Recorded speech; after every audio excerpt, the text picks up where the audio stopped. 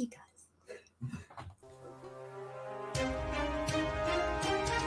The Dorkening and all affiliated shows are not intended for anyone under the age of 18.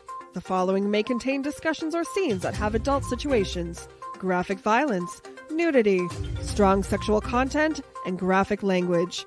This show is intended for mature audiences only. Viewer discretion is advised. It's not on here. Well, we don't have one for the Ganja Gospel. All right. Well, hey, how you doing? This is us. Hi. We have to make... Rise and shine, my sinners. When Father Evil starts his day, he gets a little deadly. Deadly Grounds coffee has the richest, smoothest flavor you'll find anywhere. It's sinfully delicious. Once you go deadly, you never go back. Order yours at getdeadly.com. Coffee's so good, it's scary.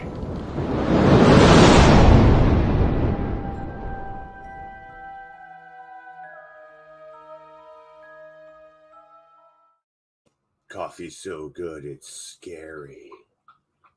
Fuck yeah. Cheers, everybody. Welcome to the Ganja Gospel. Make sure you guys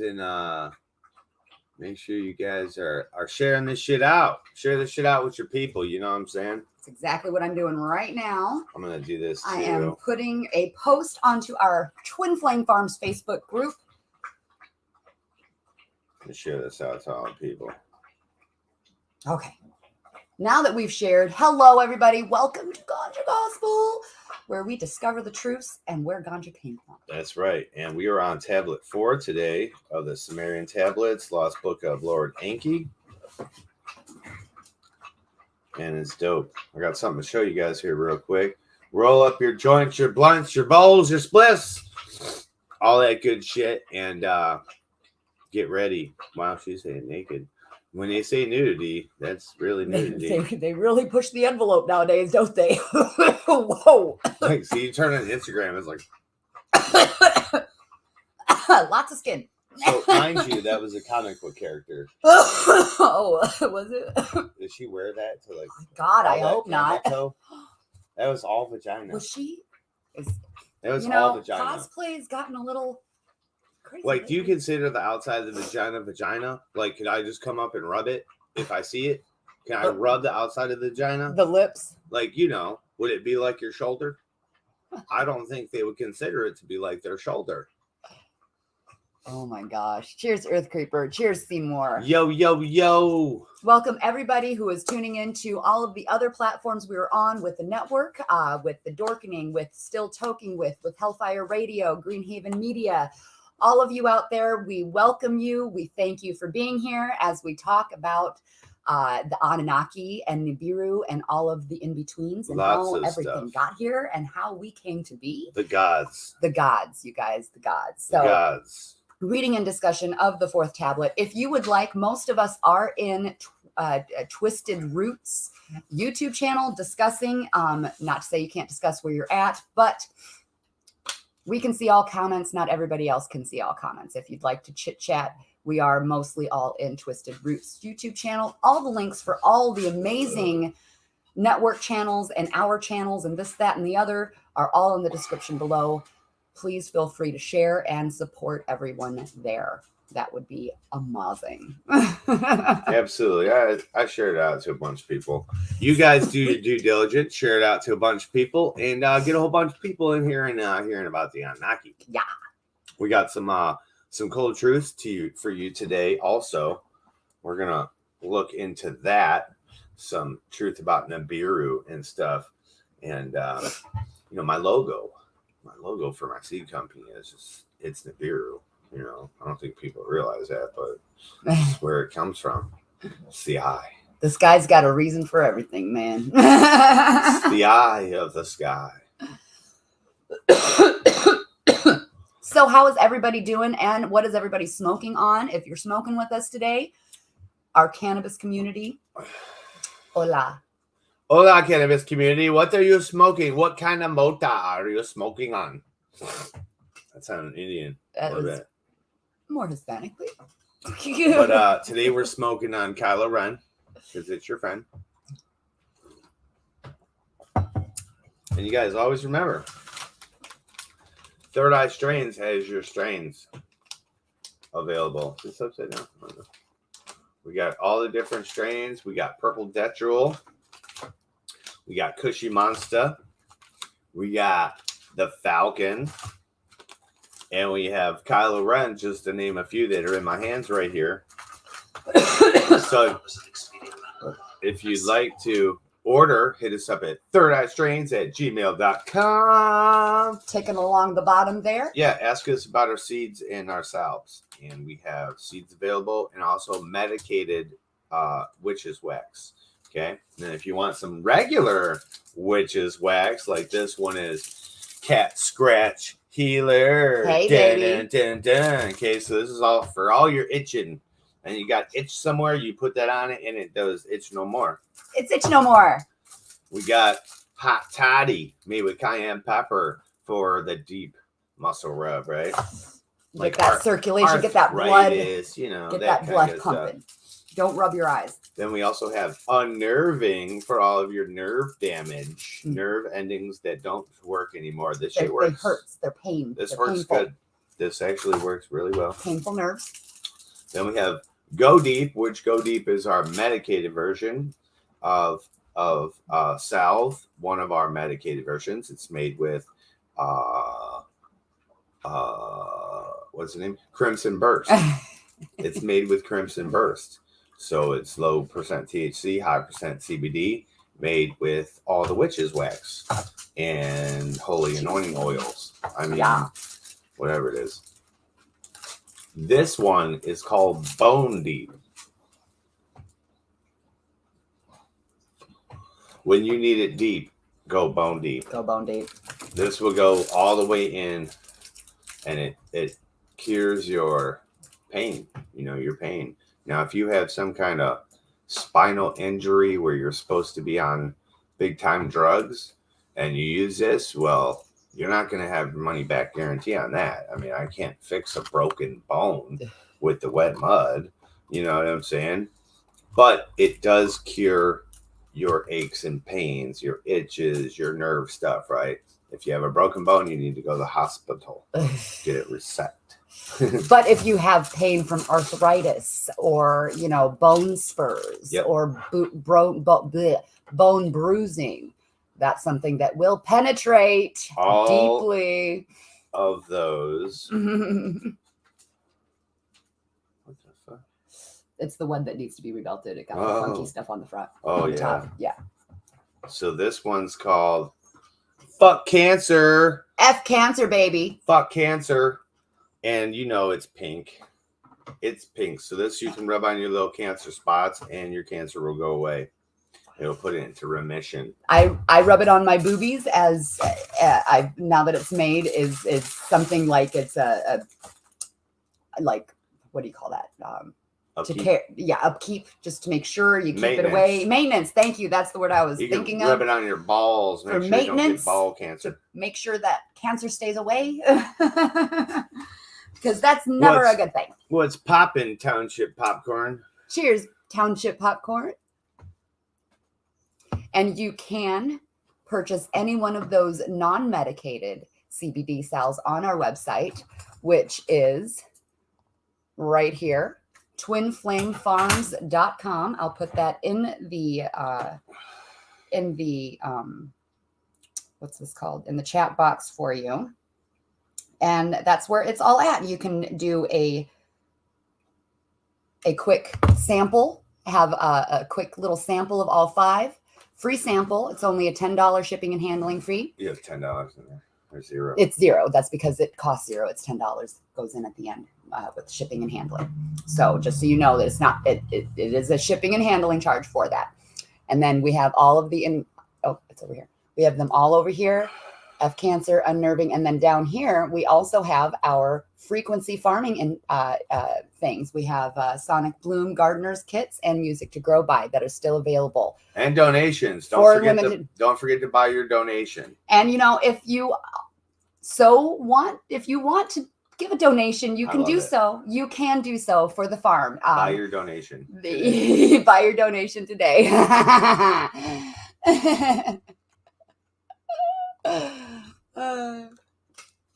You know, it helps support the channel and so we can put out all these cool contents and stuff. And if you guys were wondering why haven't you put out any content, Twisted, because I'm broke, motherfuckers. I don't have no money to do it. So supporting your local farmer and your grow channel is how we do it. You know, so hurry up and buy. Hurry up and buy. We got the strains available, and you guys are sleeping on the strains because other growers out there are growing them and soon to be smoking them, and they're about to get the review, and you guys are going to be like, yo, I need those seeds. And you know, shit always happens. You got to get them while they're hot. They're available for $1 right now to be continued. You know what I mean? Because they're going to change very soon. Very soon. These strains will be under contract. You won't even be able to get them anymore. You'll be like, hey, bro, you got strains? I'll be like, yeah, they're in New Mexico. So while we're all filling up the pews of the Ganja Gospel, fill up those pews, baby. let us go look over here at this shit. How do we do this? Well, you're not shared anymore, so you got to share it first. Why am I not shared? It's right here. Well, I took it off. I know. No, you're not. There. So she wasn't on screen. That's what I meant. And then you hit play. In the You say things so backwards. No. You do. All right, here's some shit I found. NASA launched a space probe called Pioneer 10 to help explain the anomalies seen in the orbits of Uranus and Neptune, because some outside force 1972. Okay, so real quick, this is the fucking that's my logo right there. Where the underneath the play sign, that's literally my logo. That's fine. NASA launched a space probe called Pioneer 10 to help explain the anomalies seen in the orbits of Uranus and Neptune, because some outside force has been pulling and affecting their orbits. In 1983, Pioneer 10 began sending back this image of a large planetary body engulfed in a winged disk of gas following an elliptical orbit. Though evidence of this has been buried, an encyclopedia from 1987 shows what Pioneer 10 found. A dying star orbited by a large planet 4.7 billion miles away at the time. In 1993, 3 astrophysicists hypothesized. All right, so you heard that in 1972, they launched that probe, right, to figure out what was pulling on Saturn and Uranus or whatever it was. What's tugging on Uranus? So he launched his probe, and they found out that there was this big planetary type body that was out there, and it was in an elliptical orbit, right? So they've known this since way the fuck back then, right? Now here's the thing. I think it was in the 60s that Zecharia Sitchin came out with his books, and it did all his research, right?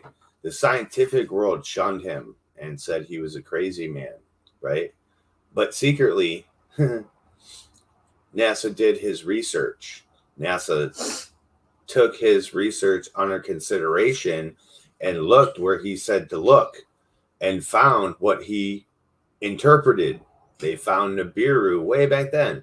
They've been watching it this whole fucking time. Now, if you can see this elliptical pattern that's on the screen here, right? So most of Nibiru's path is underneath our fucking flat realm right here, our plane of fucking solar system, right? We go around in a circle and they go down here. So most of it's spent underneath us. So they say something about that. Where is the only place you could see this motherfucker coming from? It makes perfect sense when you look at this elliptical pattern. It's only a small period of time. Is it above us? So as if you would see it in the sky as a sun, okay? That's how it's above us. So, like, I'm not in the southern hemisphere, so I have no idea what their sky looks like. You know, I don't know what they see on a daily basis. They might see this damn red planet out there. We might see this red planet out there. Okay, so they found it. It's in encyclopedias from way back then. But guess what? They buried the fucking information until when? You know, now when they can't hide it because it's coming through. hypothesized that comets are influenced by a large gas giant they called Tyche. And it's like 4 times the size of Earth. Located in everything in our outer solar system. Though evidence of this has been everything that is written in the Anunnaki tale, Lost Book of Enki, of what this thing looks like, where it comes from, how it approaches our solar system, what it does, it's all here. It's all here in scientific research. It's fucking amazing how big the thing is compared to our planet. Buried. An encyclopedia from 1987 shows what Pioneer 10 found. A dying star orbited by a large planet 4.7 billion miles away at the time. In 1993, 3 astrophysicists hypothesized that comets are influenced by a large gas giant they called Tyche, located in our outer solar system. They argued that evidence of Tyche's existence could be seen influencing the path of comets in our solar system. These So real quick, see this big bubble? See that big bubble? That's our bubble that I always talk about, right? That's our bubble. Now, see, like if you're on Anunnaki and I'm like out here, right? Like, say if that was an asteroid field, why wouldn't I just fly above it and come down in it? But you see, like, so these are the stars and the clouds and stuff that's all around here. So all of this shit that's in here is all inside of a big ass bubble, like a big magnetic bubble. That's how it forms that shape. That's how it's holding in there. You know, that's what I always talk about, though. The firmament. Influencing the path of comets in our solar system. These astronauts obviously did not know the planetary body they called Tyche was actually photographed 20 years earlier by Pioneer 10. The ancient Sumerians claimed that their knowledge of the stars was brought down from heaven by gods coming from a planet with a long elliptical orbit. This planet is known as Planet X, orbiting a star named Nibiru, and crosses into our local solar system every 3,600 years. This is a very accurate illustration I found of Nibiru. Planet X is reportedly a rocky, watery planet some 4.8 times the size of Earth. It's also a much older planet than Earth, about 6.8 billion years old, and is said to have 11 moons. According to researchers, every time this giant planet enters our solar system, the gravity pull is very significant and affects all the planets in one way or another. It comes in from the south and will, at its closest, pass between Mars and Jupiter. Because of this, it can only be seen from telescopes in the South Pole. This is a leaked image said to be taken by a photographic telescope located in Amundsen Scott American South Pole Station. In 1972, NASA launched a space probe called Pioneer 10 to help explain the anomalies seen in the orbits of Uranus. You'll be able to see that on my pages and stuff, Instagram, when I set it up in there. But that's what I always talk about. That's the information that I've known that they have had forever. Like they've had this shit forever. You know what I'm saying? It's out there. It's coming. And it smells like evil wind. You caught it before me. Yeah. It's pretty wild though that exactly how they describe it is exactly the photographs that they have of it, you know. And you guys might say, well, that's CGI, man. That's CGI. Why would they CGI a fake planet named Nibiru? Because, you know, a lot of people say that's all fake. It's not. It's lies. NASA's lies, blah, blah, blah, blah, blah, trying to get you to steer away from God. Well, why would they CGI a fake planet? I don't get it. Why would they do that? Why would they? It's written about in your Bible that God destroyed the planet, you know, and we worship the crossing. You know what I'm saying? Those who died on the crossing is what we worship, right? They died for our sins, not Jesus. They all did. Every motherfucker on this planet was sacrificed, you know, only because a planet came through here, a star. We would know it as a star. It would look like a sun to us. If we tried to go past this atmosphere, we would burn up just like our sun. Once we get to their planet, it's reported to be a rocky water planet. They have vegetation. They brought their animals from their planet to here. They brought their vegetation, their corn, their vegetables, their fruiting plants. They brought them from there to here and grew them.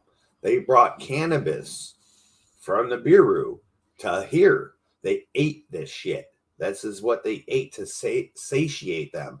People will say, that wasn't weed twisted, that was grapes. They brought the grape here. Why the fuck would someone eat grapes for satiation? You think you would, how long do you think you would live on grapes? Well, there's a grape fast diet out there, but I don't think you can do much more than that. That's a diet. But what it was, they ate everything on the planet. Yep. And they were not satiated. They were getting malnourished. Right. They didn't have the thing they had on their planet to keep them high nutrient. To keep their muscles or whatever it is in their body nice and sinewed and able-bodied. And that definitely wasn't a grape. We can eat grapes fucking for the rest of our lives and we're going to be fit and healthy and skinny. We're not going to be like satiated like the cannabis does, right? Because you can eat the cannabis, you can drink it, you can smoke it. I don't think they smoked it though. No. It was against them. It's even written in the Bible that he who smokes shalleth never walketh through the gateth of heaven. You know, whoever smokes won't ever walk through the gates of heaven. They won't be accepted in because you're impure. You have unpurified your body, like you're poisoning it by the lungs. You see what I'm saying? That's just, it's been forever like that. It was written. So they didn't smoke it. They ate it. They made it into tinctures and they rubbed it all over their body. Hey, what's happening? They rubbed it all over their body is what they did. And through that brings out the psychoactive part of cannabis. And like we're getting high right now. This is like baby step in cannabis. You know, this is like in their direction. This was the wrong way to use the cannabis. This was how you signaled the gods. You made a big pyre, huge fire with the cannabis on top of it. And that cannabis would burn that fucking, you know, that cannabis gold burns that gold smoke when it's thick gold smoke. And when the gods would see this certain cannabis smoke, you know, other fires burn differently. Cannabis burns a certain kind of way. When they'd see this big fucking thick bushel of smoke coming up, they'd be like, oh, that's that fire. I'll be right over, homie. I'll be right over. And what did they do? They came over and they descended in a pillar of smoke. And when they took off, it was a pillar of fire. You know what I'm saying? Sounds like a spaceship to me. So you say, why would it be smoke when they're landing? Because, you know, they're coming down, so they got to go. Think of a helicopter and everything. It's all. They're pushing reverse thrusters that are kind of also lifting them up, but it's slowing them down. So it's all fucking smoke coming down and fucking, you know, fucking dust flying everywhere. And then when they take off, of course, they have to have rockets. And they would take off at night. When do you see a pillar of fire? Think about it. Just think about this. So they came in the daytime. You see the pillar of smoke. What do you see when you see rocket ships? You see smoke. At nighttime, you don't see the smoke. You see the fire. That's all you see is fire. So they came during the day and they left at night. That's a whole nother thing people are missing with that whole pillar of fire, pillar of smoke. That means the dude came in the daytime and left at nighttime. So he spent all day getting high. Yeah. Which really was only like a couple minutes for him anyway. Couple minutes. I got a couple minutes to spare over here. I got a couple minutes. Sure. Imagine lowering your frequency down to that. Imagine lowering your frequency so low that ants make sense to you. You know what I mean? Mm-hmm. It's so crazy. Cheers, Frank. Cheers, Smoked Out, Lizzie, Modern Genetics, Earth Creeper, everybody in chat. Hello, hello. All right, so I hope you caught on to the Nibiru stuff we had going on. What's up, everybody? Welcome to the Ganja Gospel. You can be anywhere in the world, but you're here with us. Thank you so much. We played some stuff about Nibiru. They've had Nibiru in their sights for all this time. All this time where they've been saying we're crazy. That's a lie. It's a heresy. It's fucking, what is that shit? That's pyrite, bro. Pyrite. That shit's pyrite. That's what they've been telling us. It's pyrite. That's bullshit. All their conspiracy theories that they've been trying to hide for us. Why were they hiding them? That's my thing. Why were they hiding the conspiracies when those truths were going to come out in the first damn place? Like, it would have been easier to tell us the truth and prepare us for things than to let us think we know things and form militias against you. You know what I mean? It's just wild to me. It's like, why not work together and learn? You know, Amber brought up this conversation today. I did. Yeah, it was shitter talk. In the future, we will have side-by-side shitters.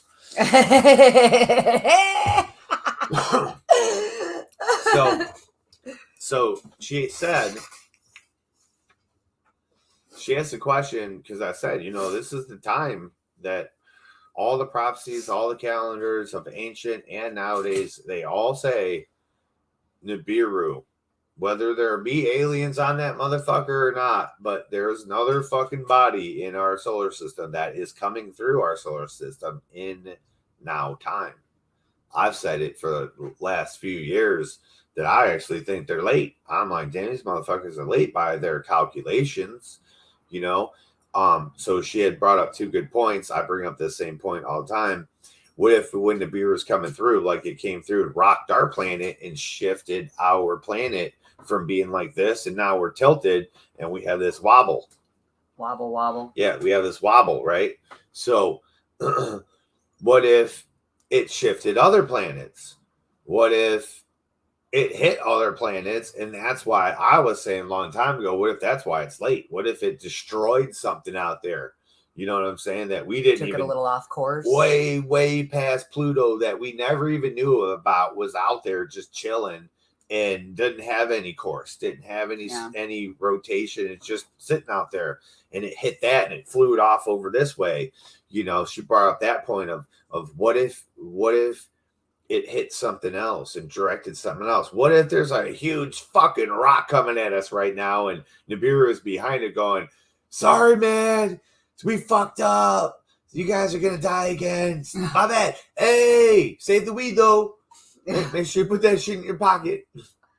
But really, I mean, when you think about it, you have a lot of, we see meteors and things coming through. Who's not to say that those are actually, like, you know, we heard about them going through the firmament in the last 2 chapters.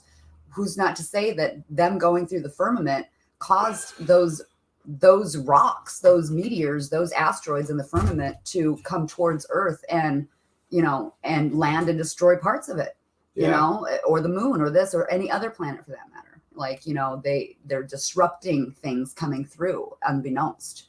Yeah. Or do they have gates? That's also a point I brought up. Yeah. So maybe they had put gates. So they're talking about how hard it was to get through this asteroid belt, you know? So, you know, possibly they went out there over time, over these hundreds of fucking millions of years, a million years that they were here. Possibly they went out as a space force and built a frequency magnetized gate, like a hole to keep going through the asteroid field, which, you know, none of the asteroids would go inside that gate. Basically, they just build this gate, and it's a frequency gate that magnetized like a bubble. It keeps them all away so they can continuously go through, because there'd always be that layer bombardment always through Earth. Like every time something came through that, no matter what it was, they were talking about it being so thick. They would blast away the boulders, and new ones would come in their way before they could get through. We're talking spaceships, bro. They're speeding at the fucking goddamn sight of sound. You know what I'm saying? Whatever it was, they were going fast as fuck. fast as fuck, boy. So how is it that they weren't able to get through there before it was closing up? That means it was thick. It's thick with motherfucking shit. So they possibly could have built a gate. Her other question was what do you think they would do when they come back? Like when they're, because this is the time. This is the age of enlightenment, the time of Aquarius. Ask these questions to ourselves. All these what ifs are so not out of this world anymore. They're not out of this world anymore. They're probable and possible. So it's coming. What if? It is coming. Pissed off handicapped guy. What up? We're in the age of enlightenment, and it sure would enlighten the rest of the motherfuckers who don't believe that they're out there. That's for fucking sure. The asteroid belt is a former planet that was the biggest planet in our solar system before the son of the sun destroyed it. Before Nibiru destroyed it. It's the son of the sun. S-O-N of the S-U-N. So it is the child of the actual sun. Huh? S-U-N of the S-O-N. But yeah. No, S-O-N of the S-U-N. The son of the sun. Okay. Like your son is S-O-N. Right. Yeah, so if I'm the sun and I bore something, that's my son. S-O-N. Right. So the sun gave birth to Nibiru. Oh, I see. I did have it backwards in my head. It's the son of the sun. Can be confusing. It doesn't necessarily say our son. It just says the son of the sun. And they do say that this thing came from way deep, way out deep. My hypothesis is that it came from our black hole in the middle of our galaxy. That to us is a black hole, not to that galaxy. To the galaxy, that's the sun. That is the light. That's the light. That is the frequency we are all under. That is it, right? So that is the sun. We see it as black hole. They say no light escapes a black hole. Why is it lit up? Why is it lit up so bright, right? That's what gives all these stars, why you can see all these stars and you think, why can I see all these stars? It doesn't make sense. The sun in the middle of the galaxy, so that big fucking huge white ball that's in the middle of our galaxy, all these things going around it are its planets and moons. You see, you think on such a tiny scale, but when you zoom out and keep zooming, you see our tiny scale repeated in just enormous scales. And there's always a sun, there's always planets, and there's always moons. You know what I'm saying? There's more suns. It's a recipe. It's weird. It's like a recipe. It's a frequency thing. Mm-hmm. So that's what it was, though. It smashed into it and fucking. So what up, man? Both seeds. Cheers, guys. Right, Both seeds. Pissed off handicapped guy. This is tablet 4. The 4th tablet. The Sumerian tablets. Last book of Enki. Last book of Enki. Don.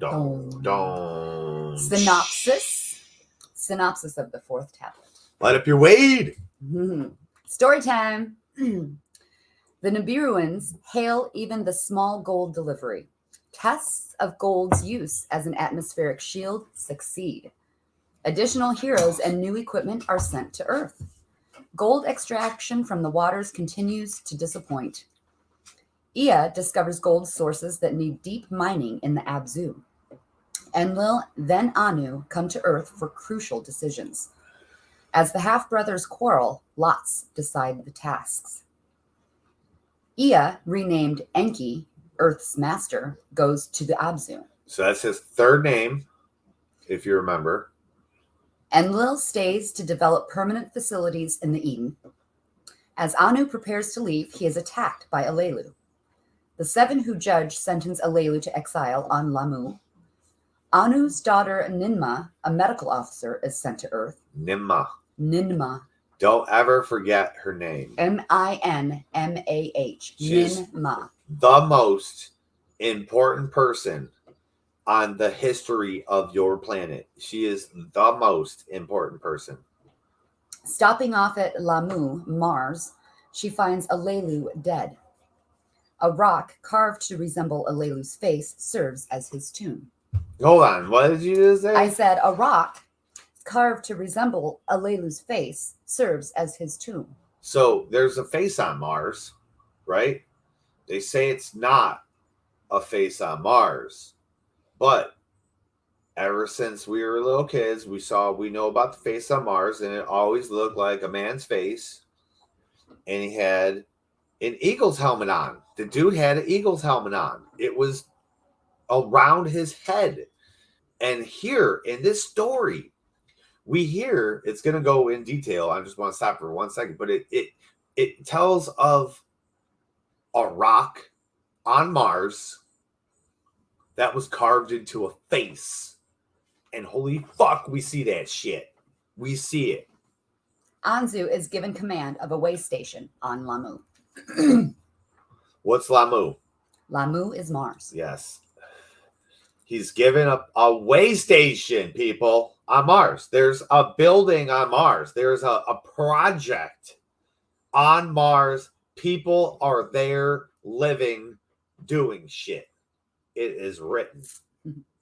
The fourth tablet. The fourth tablet. Here we go. To Nibiru, words of the ascent were beamed. On Nibiru, there was much expecting. With confidence was Abgal the chariot guiding. Around Kingu, the moon, he made a circuit. By its net power, speed to gain. 1,000 leagues, 10,000 leagues. Toward Lamu he journeyed. By its net power, a direction toward Nibiru to obtain. Beyond Lamu, the hammered bracelet was a whirling. Deftly did Abgal Ia's crystals make a glow, the opened path to locate. The eye of the fate upon him with favor looked. You hear that? Ah, you see? I just know shit for some weird reason. My question was, did they make this path? Did they make an opening? The open path to locate. Beyond the bracelet, the chariot beamed signals from Nibiru was receiving. Homeward, homeward was the direction. Ahead in the darkness, in reddish hue, glowed Nibiru. A sight to behold it was. By the beamed signals, the chariot was now directed. Thrice around Nibiru it made circuits, by its net force to be slowed. Nearing the planet, the breach in its atmosphere Abgal could see. A squeezing in its heart he felt. In his heart he felt. Of the gold he was bringing was he thinking. Passing through the atmosphere's thickness, a Can you glow. slow down? You're reading way too fast. You're reading way too fast. There's no time to stop I'm you. sorry. I was anything. Like no, I can't understand you. All right, let me go back a little bit. Homeward, homeward was the direction. Ahead in the darkness, in reddish hue glowed Nibiru, a sight to behold it was. By the beamed signals, the chariot was now directed. Thrice around Nibiru it made circuits, by its net force to be slowed. Nearing the planet, the breach in its atmosphere Abgal could see. A squeezing in his heart he felt. Of the gold he was bringing was he thinking. Passing through the atmosphere's thickness, aglow was the chariot, its heat overbearing. Deftly did Abgal spread the chariot's wings, its descent thereby arresting. So when they go through their planet, it's hot. When they came through Earth's atmosphere, they don't report it getting hot at all. All they report is it smashing down. They're going to crash because the net force of Earth is super duper strong. They were coming from space, and they were going so damn fast coming from space, they had to go around Nibiru 3 times to slow down to match its frequency of slowness. So they slowed down, and then when they come through, right, they were burning up. They were on fire, right? And they had to fucking spread the wings out and shit. Like, I'm on fire and shit. And then they come through the atmosphere, and then what happens? Beyond lay the place of the chariots, a sight most inviting. Gently did Abgal the chariot bring down to a place by the beam selected. He opened the hatch. A multitude of populace was there assembled. Anu toward him stepped forward, locked arms, warm greetings uttered. Heroes into the chariot rushed, the gold-bearing baskets they brought out. High above their heads, they the baskets held. To the assembled, words of victory Anu shouted. Salvation is here, to them he was saying. To the palace was Abgal accompanied. To rest and tell all he was escorted. So here they're talking about it. They got gold. What silver, copper, bronze, tin, aluminum. None of those other metals were the metals that they needed. They needed gold to shield their atmosphere, right? And we can look up the mononuclear type properties of gold and all this different things of how it conducts and transfers and stores heat and energy and repels radiation, all these different things, right? And you'll come to a conclusion of what type of a thing would need that. And there's only one. It's a sun. Go ahead, baby. The gold, a sight most dazzling by the savants, was quickly taken. To make of it the finest dust, to skyward launch it was hauled away. A shard did the fashioning last, a shard did the testing continue. With rockets was the dust heavenward carried, by crystal's beams it was it dispersed. There was where there was a breach, now there was a healing. Joy the palace filled, abundance in the land was expected. To earth Anu good words was beaming. Gold gives salvation, the obtaining of gold do continue. When Nibiru near the sun came, the golden dust was by its rays disturbed. Beginning of the end. The healing in the atmosphere was dwindled. The breach to bigness returned. Anu, the return of Abgal to earth, then commanded. In the chariot, more heroes traveled.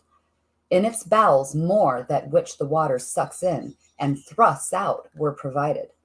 With them, Nungal to travel was commanded, a pilot helper to Abgal to become. So here's my question. How much gold would it take to fix a planet's atmosphere?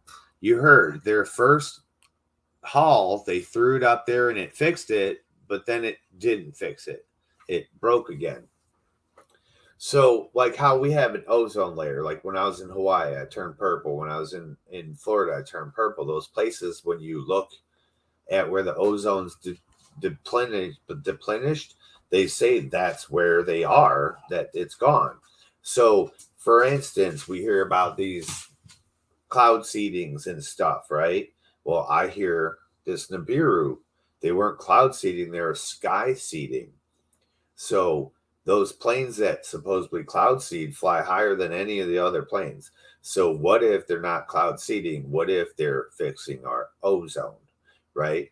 So they talk about in here, they need gold, but that's for their sun. That's a sun. Ours is a planet, blue water planet, and it's this and that. So aluminum would make fucking perfect sense. You know what I'm saying? So these the different things, you know, I hear these things and I'm like, what if that's what they're doing? What if, because, you know, UV rays are a motherfucker. I'm telling you, I turned purple. That means the UV fried the fuck out of me. You know, you guys put your plants outside from indoors to outside, they get fried. That's the UV. It's not supposed to be like that. You know, it should not be like that. You're not supposed to fry, you know. So I think possibly that's what they're doing. But that's also my question is, how much gold would it take? Did it stop? Did we ever stop giving Nibiru gold? Like, you know, we're going to hear that this was their first time they flew back to Nibiru. And they flew there from Earth straight there. And they, after this, they were like, fuck that. Fuck that. Never again are we ever flying that far, right? So here's what happens. Great joy there was when Abgal to Eridu returned. Many greetings and the locking Farmz there was. The new water workings Ea with care contemplated. There was smiling on his face. In his heart there was a squeezing. By Shar time, Nungal in the chariot was to depart ready. So 1 year went by. You know, Nibiru never come by Earth and destroyed it. Okay, so this is what I want you guys to pay attention to. One of their years. One of their years go by. One of their years is them going 100% around the sun. We go around our sun, we spin, and that's 1 day. We go around our sun, that's 1 year. So do they spin? I don't know if they spin, honestly, because it doesn't tell anything about spinning, really. No. Or their like night day process. They just say how long or how short Earth's is to comparatively. Yeah, because, you know, the sun would either be there or not there, always in their sky at one spot if it's not spinning. If it's spinning, they would see night and day. They said they've never seen the sun rise and set on Nibiru. Right. Never before has it ever been seen. It was new to them here. That tells me it's not spinning. Or it's spinning in such a way that's not showing anything but, you know, or something, but I don't know. It would have to just stay perfectly there. Yeah. And you move around it. Just move around it. You move around it like our moon does. Like our moon is stuck with one face. It's stuck. Right? What if that's stuck in one direction, going around, and it always faces that one direction and turns as it's facing? You know, if I was to walk around a fucking thing and I always made eye contact with it, you know what I'm saying? That would be the only turning I would ever get. You know, it's just weird. These things they say you got to pick up on. You're like, well, how would that be for them? Right. So one star goes by, 3,600 years. They don't come over by Earth and destroy it. They don't destroy any other planets in the solar system. Everything's cool. And then they come back to Earth after that to get more gold. In its bowels, the chariot only a few baskets of gold carried. So one other thing too, we look at these mountains and we're like, how are those mountains flat when the ones right next to it have all these peaks, right? Lord Enki had to go back home and build machines. He built huge fucking machines how he could extract this gold. Go ahead. The disappointment on Nibiru, Ea's heart to him was predicting. Ea with Alelu words exchanged. That which was known, they reconsidered. If Earth, the head of Tiamat, was in the celestial battle cut off, where was the neck? Where were the golden veins cut asunder? Where were the golden veins from Earth's innards protruding? In the sky chamber, Ea over mountains and valleys traveled. The lands by oceans separated, he with the scanner examined. Again and again there was the same indication. Where dry land from dry land torn apart was torn, Earth's innards were revealed. So you see, one second, keep your spot. You see, they didn't go walk the earth. They didn't walk the known land. They didn't dig.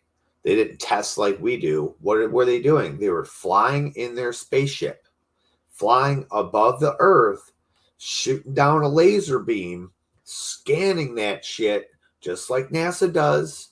We can go from space. I don't know if you guys know this. We can go from space, look at, and I can look at my backyard and they can tell me every single mineral, every mineral that's in my backyard, where it's at. I can just go dig it up. This is how they find shit now. It's fucked up. So this is what they did. They scanned the entire planet to figure out where the hell's all this gold at. I'm not fucking sitting here wasting my time in this water. We need to start digging. And they said where the, you know, each continent was ripped apart. You know, they hear it. It was once together. It ripped apart. They could see the evidence of it being ripped apart, and where those sides were on each continent, right on the edges when it went into the water. That's where all the edges of the gold veins were, just pouring out into the ocean. They found it like that. Imagine all these caves you see right at the water. All the caves you see right at the water, dude, that go into the fucking mountains. Who built those? Who dug those? What was there? A gold vein. Fuck. God damn, we've lost so much shit off this planet. Where dry land from dry land apart was torn, Earth's innards were revealed. Where the land mass, the shape of a heart, was given in the lower part thereof. Golden veins from Earth's innards were abundant. Absu, of gold the birthplace, Ea to the region the name gave. So Africa, southern Africa, Africa was shaped like a heart. It's no longer shaped like a heart, but it used to be shaped like a heart, a full heart, they said. And in the lower portion of Africa, the heart, they found tons of gold. And they named it Abzu. Meaning the gold of gold, the birthplace. The birthplace of gold, Abzu. And that's southern Africa. Ea to the region, the name gave. Ea then to Anu words of wisdom beamed. With gold earth indeed is filled. From the veins, not from the waters, the gold must be gotten. From earth's bowels, not from its waters, must the gold be obtained. From a region beyond the ocean, Abzu it shall be called, can all abundance of gold be gotten. In the palace there was great astonishment. Savants and counselors to Ea's words gave consideration. The gold must be obtained. On that unanimity there was. How to obtain it from the bowels of the earth, of that there was much discussion. In the assembly a prince spoke up. Enlil he was, the half-brother of Ea. First Alelu, then his son by marriage, Ea upon waters placed all hope. Of salvation by waters, gold they were reassuring. Shar after shar, all of us salvation were expecting. Now different words we were hearing, a task beyond imagining to undertake. Proof of the golden veins is needed. A plan for success must be ensured. So was Enlil to assembly saying, to his words many in agreement listened. Let Enlil go to earth, Anu was saying. Let him proof obtain, a plan put forward. His words shall be heeded. His words a command shall be. In unanimity, the assembly its consent gave. Enlil's mission it approved. With Alalgar, his chief lieutenant, Enlil for earth departed. Alalgar his pilot was. Okay, so I want to stop here real quick. Are we all sure that it is Africa? You know, I just go by Africa by what they say and stuff like that. But does Africa look like a heart? In that time, we only know what we see today. You know, it's reported there was a whole continent named Mu that was all the Polynesians.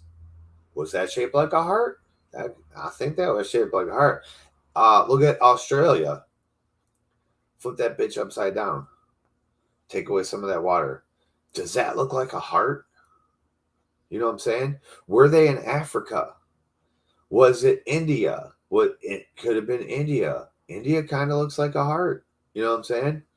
So, but here's one clue I want to make a point of.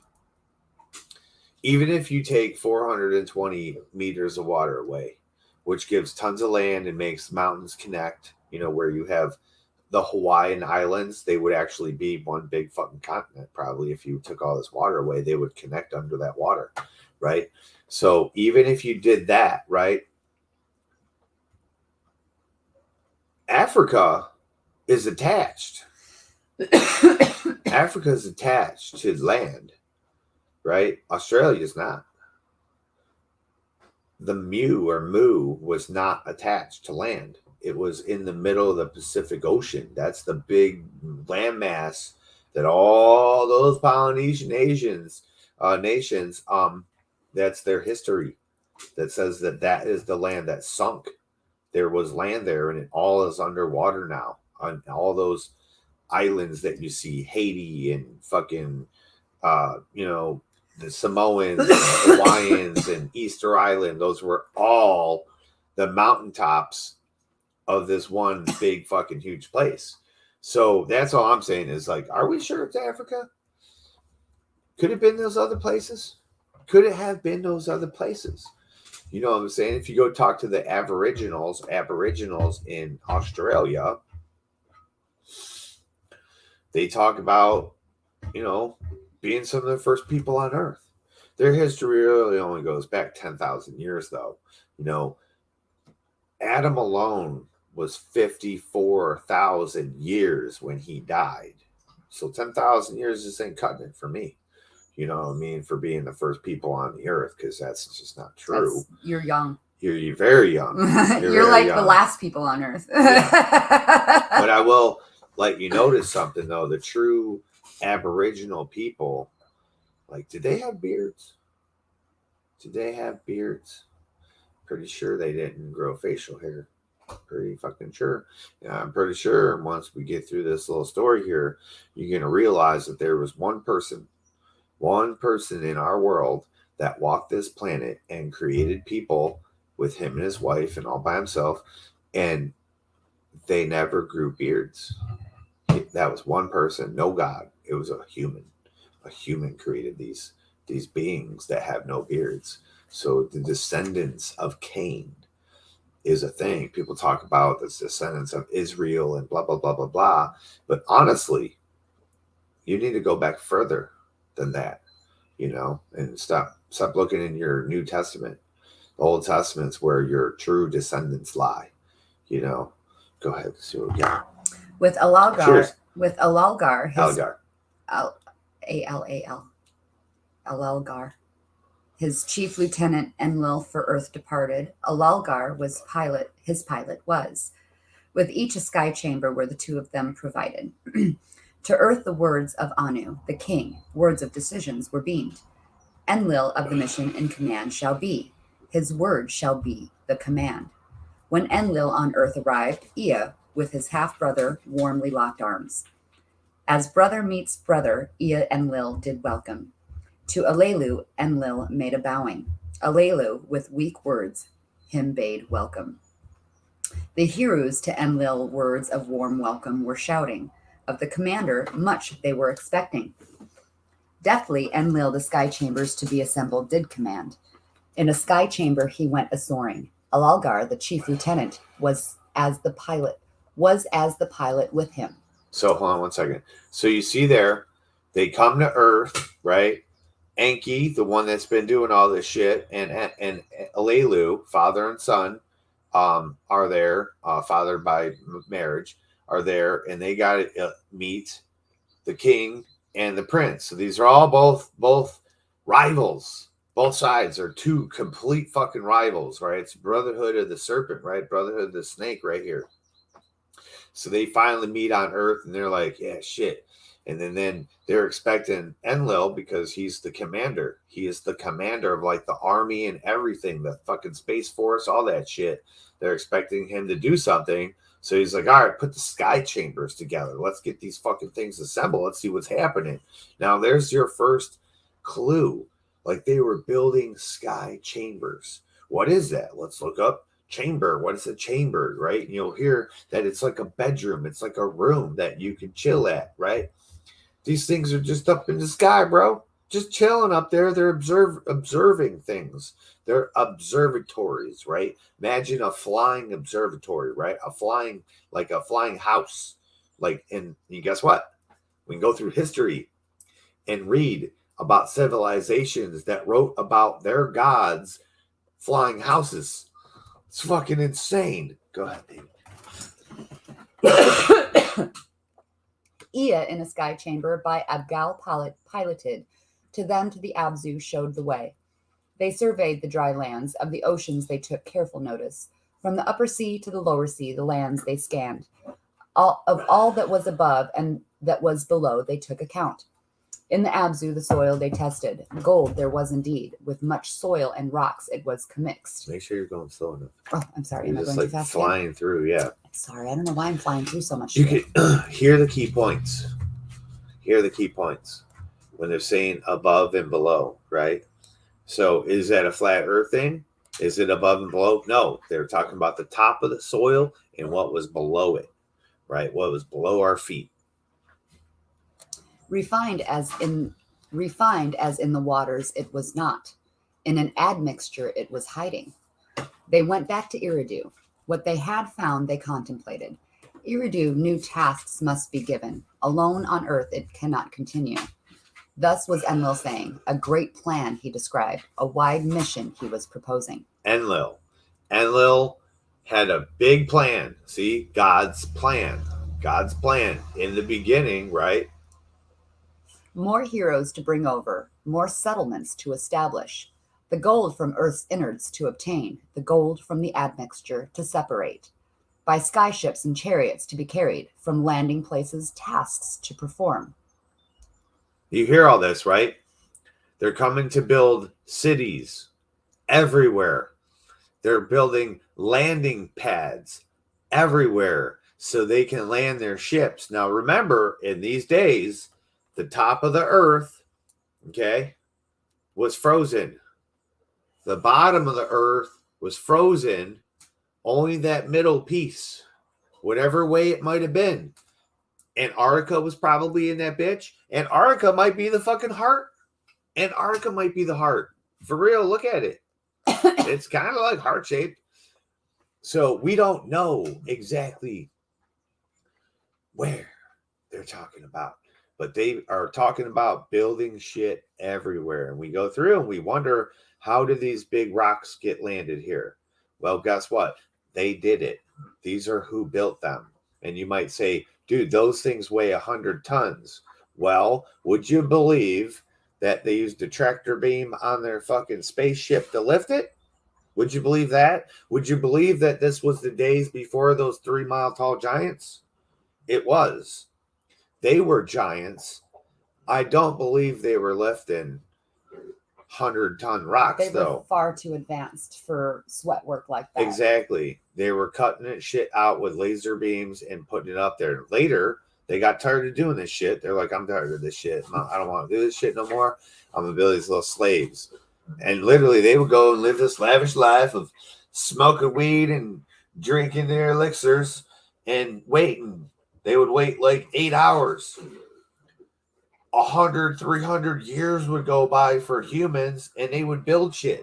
They'd build all the shit, so they'd just go for 8 hours partying and come back and be like, hell yeah, man, you guys built me a fucking pyramid and shit. Oh, look at that kid. Look at that thing. It's a fucking statue of me. Fuck yeah, you guys rock, man. And they worshipped. And they worshipped. God,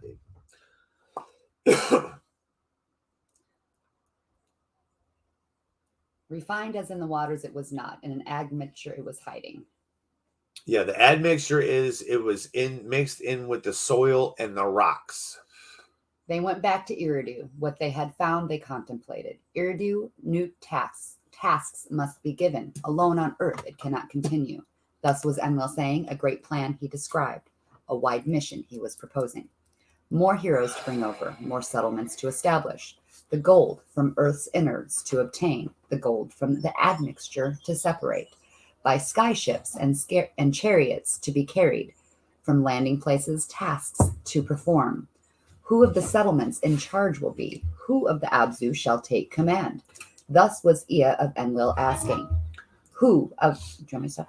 No. Oh, okay. No. Who of enlarged Eridu shall take command? Who the settlements shall oversee? Thus was Elelu saying. Who of the skyships and the landing place shall take command? So did Anzu inquire.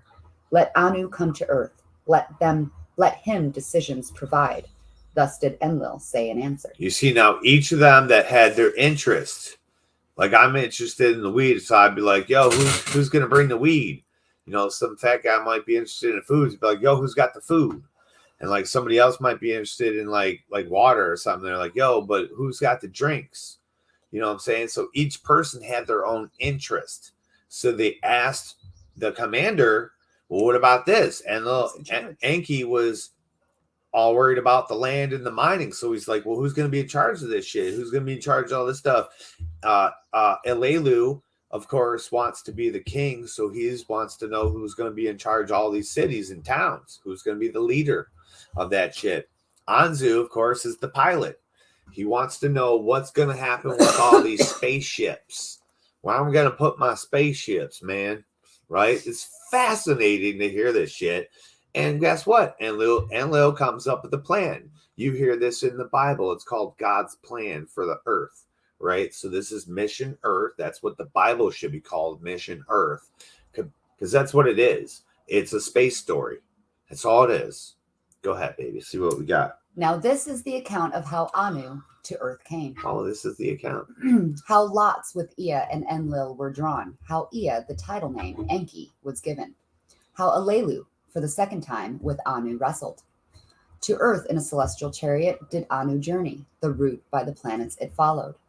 Around Lamu Nungal, the pilot, a circuit made. By Anu was it closely observed. So you see, they're going from planet to planet. They're not just out in space and flying. You would think they could. You would think they could be way over there and just be like, all right, Earth's in that direction. Let's go straight to it. They couldn't do that. Space is different than how you think. Even for an advanced civilization, they can't just fly across it. They have to have points of direction. That's what a star map is. That's what this tablets of destiny. It shows your destination. It's your GPS. They said they followed the way of the planets to find the damn Earth, right? Later, they set up the paths of Anu. When you look up in the sky, you see the Big Dipper, and look a little bit off to the side of it, you're going to see the Milky Way. That's the path of Anu, the one that goes right through the middle. That's the path of Anu, and they knew how to get here by the Big Dipper. So when you look up and you see stuff around the Big Dipper, no, it's probably the Anunnaki coming back to Earth to get their gold, bro. Hide your shit. Debo's in town, bro. Like Friday was a whole story about the Anunnaki coming back. Debo and shit. Don't smell those underwear. The moon, the one who Kingu once had been, they circled and admired. Perchance gold thereon can also be found. In his heart, Anu wondered. In the waters beside the marshlands, his chariot splashed down. Ea for the arrival, reed boats separated. For Anu to arrive by sailing. Above the sky chambers were hovering. A royal welcome they were offering. So they knew at that time to... Can you read that question there? I don't know what that says. They knew at that time that they already knew how to sail. Okay? I just want you to get that in your head too. They knew how to sail, which tells you on their planet, they had water. They talk about having water, so it's not like a lie or anything. But the clear proof is that they made boats, and they knew that there's no way that Anu crashing down that water, we're not going to have our king jump in that water and swim to us. How that's pirate, bro. So we're going to make a boat, and he's going to sail in like, what is that famous fucking picture of fucking George Washington sailing up on that fucking, up on the boat with the American flag and shit. He's up on the bow of it and shit, So they wanted them coming like that. So they knew how to sail all the way from the very first time.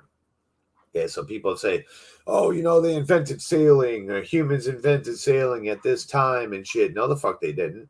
No, they didn't. They didn't. Let's talk truth for truth. You know what I mean?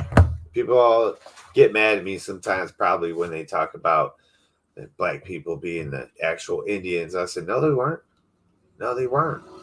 They weren't. Let's go. We're going to hear it. We're going to hear who inhabited North America first. Before any black person ever came here, like Israelite ever came here, right? We're going to hear about who the actual natives were of Americas that we stole this place from. You might know them as Ra. You might know them as Ra. Mm-hmm. We'll see. Okay, so around Lamu, Noongal, the pilot, a circuit made. By Anu was it closely observed. The moon, the one who Kingu once had been, they circled and admired. Perchance gold thereon can also be found. In his heart, Anu wondered. So they thought maybe there might be gold on the moon. In the waters beside the marshlands, his chariot splashed down. Ea for the arrival, reed boats prepared. For Anu to arrive by sailing. Above the sky chambers were hovering, a royal welcome they were offering. In the lead boat, Ea himself was afloat. The king, his father, the first to be greeting. Before Anu he bowed, then Anu embraced him. My son, my firstborn, Anu to him he shouted. In the square of Eridu, in rows stood the heroes, their king to earth royally to welcome. In front of them stood Enlil, their commander. Before Anu the king he bowed. Anu him to his chest embraced. Alelu too was there standing. Of what to do he was uncertain. Alelu, so he's standing there going, I don't know what to do. Should I kill this motherfucker? Should I take over? Should I take the kingship back? Anu's like, I don't know what to do about this motherfucker. Right? Anu to him a greeting extended. Let us lock arms as comrades, to Alelu he said. It's okay, man. Let's just be friends. With hesitation, Alelu stepped forward. With Anu, he locked arms. A meal for Anu was prepared. By eventime, a reed hut for him by Ea built. Anu retired. The next day, the 7th by the count begun by Ea was a day of resting. Yep. The day of resting by Ea was made. Lord Enki, right? So Anu came to earth and he is observing that what I'm saying, observing, not just watching, he is participating in what Ea created for planet Earth. That's fucking interesting as shit, man. And it continues forever. Today, motherfucker. Today, Junior. A day of backslapping and celebrating it was, as befits a king's coming.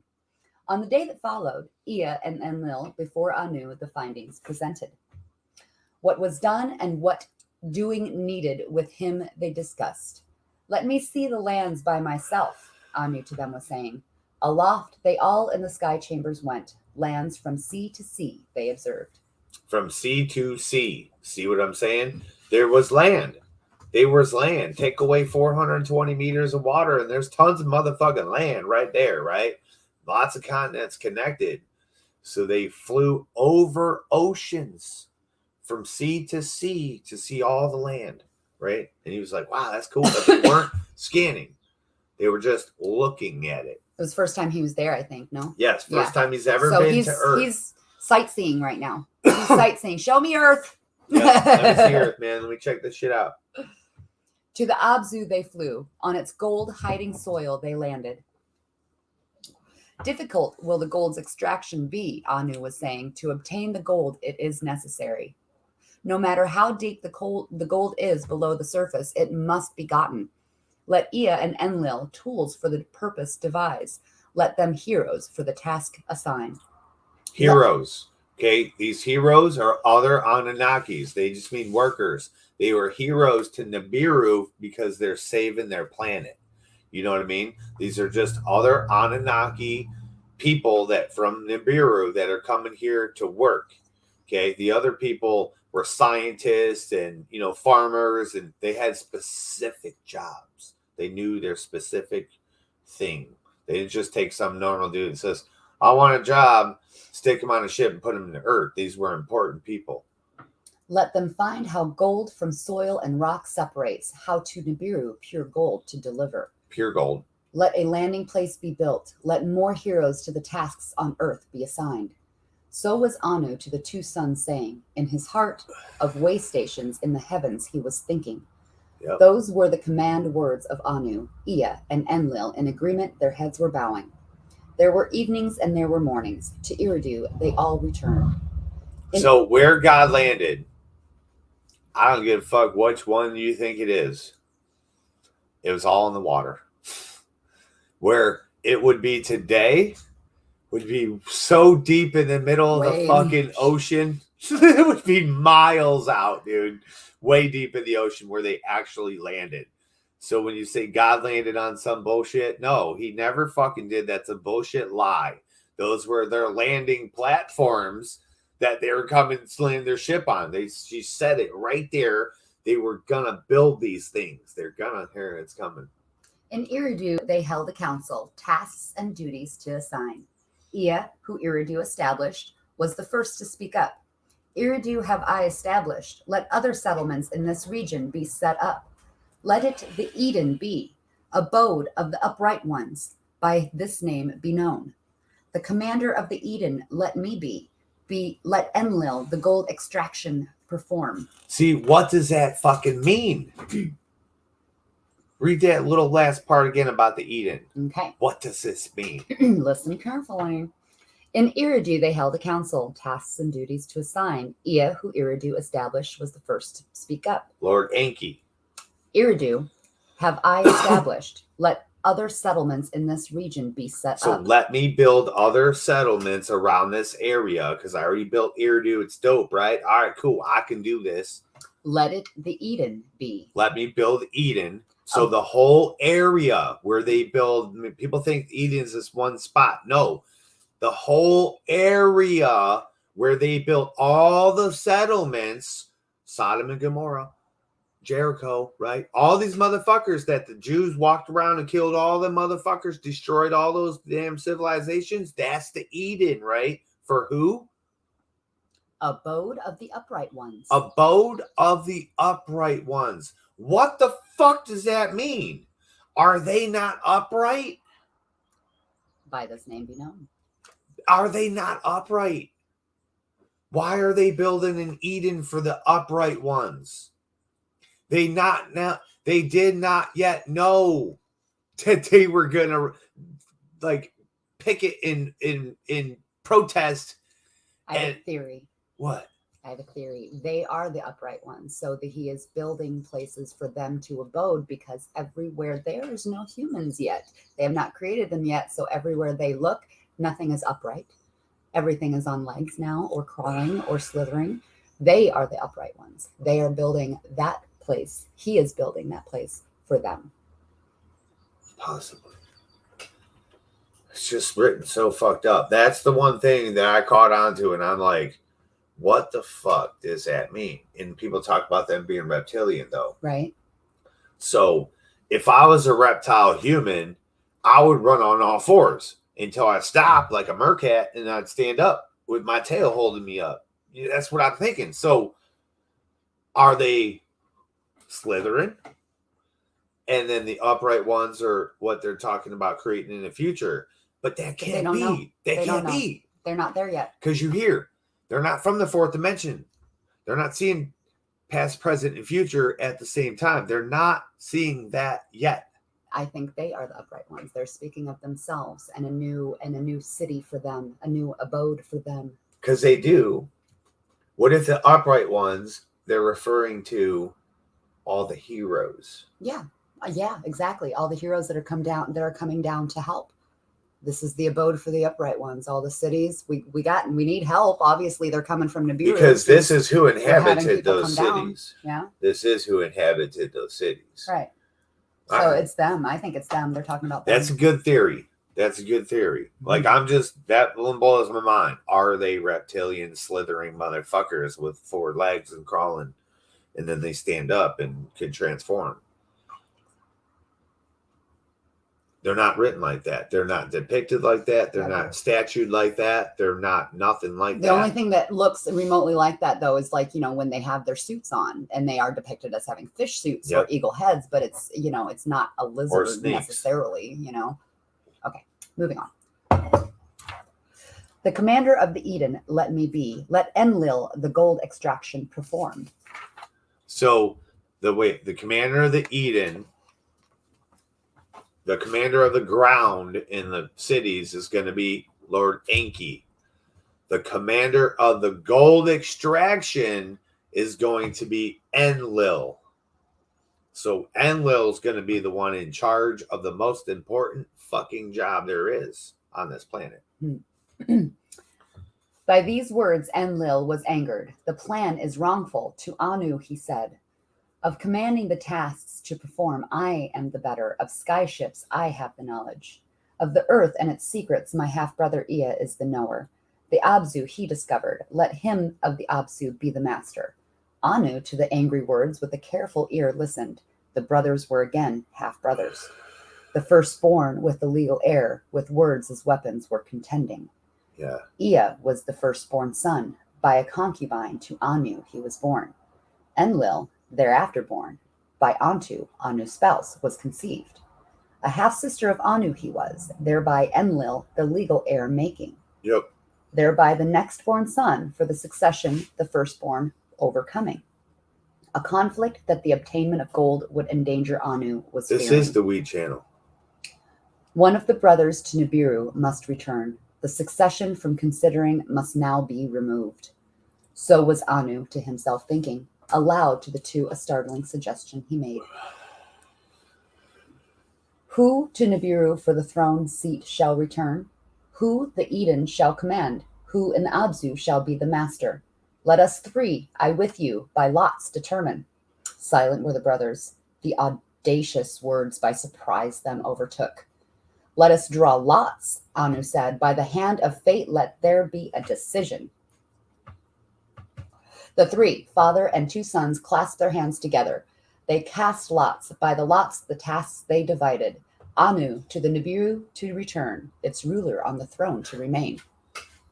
The Eden to Enlil was allotted to be lord of the command, as his name indicated. So hold on. So Anu goes back to Nibiru to sit on the throne. Okay. Enlil, right, goes to the Eden to be the master of the command and become your god, right? And then what happens? The Eden to Enlil was allotted to be lord of the command, as his name indicated, more settlements to establish, of the skyships and their heroes charged to take, of all the lands until they, the bar of the seas, encounter the leader to be. So there you go. Enlil was charged to go and create all the cities, to be in charge of the Eden, in charge of all the people that were going to come there from Nibiru, in charge of all the sky ships, and in charge of everything that was from the sea to the shore inhabited.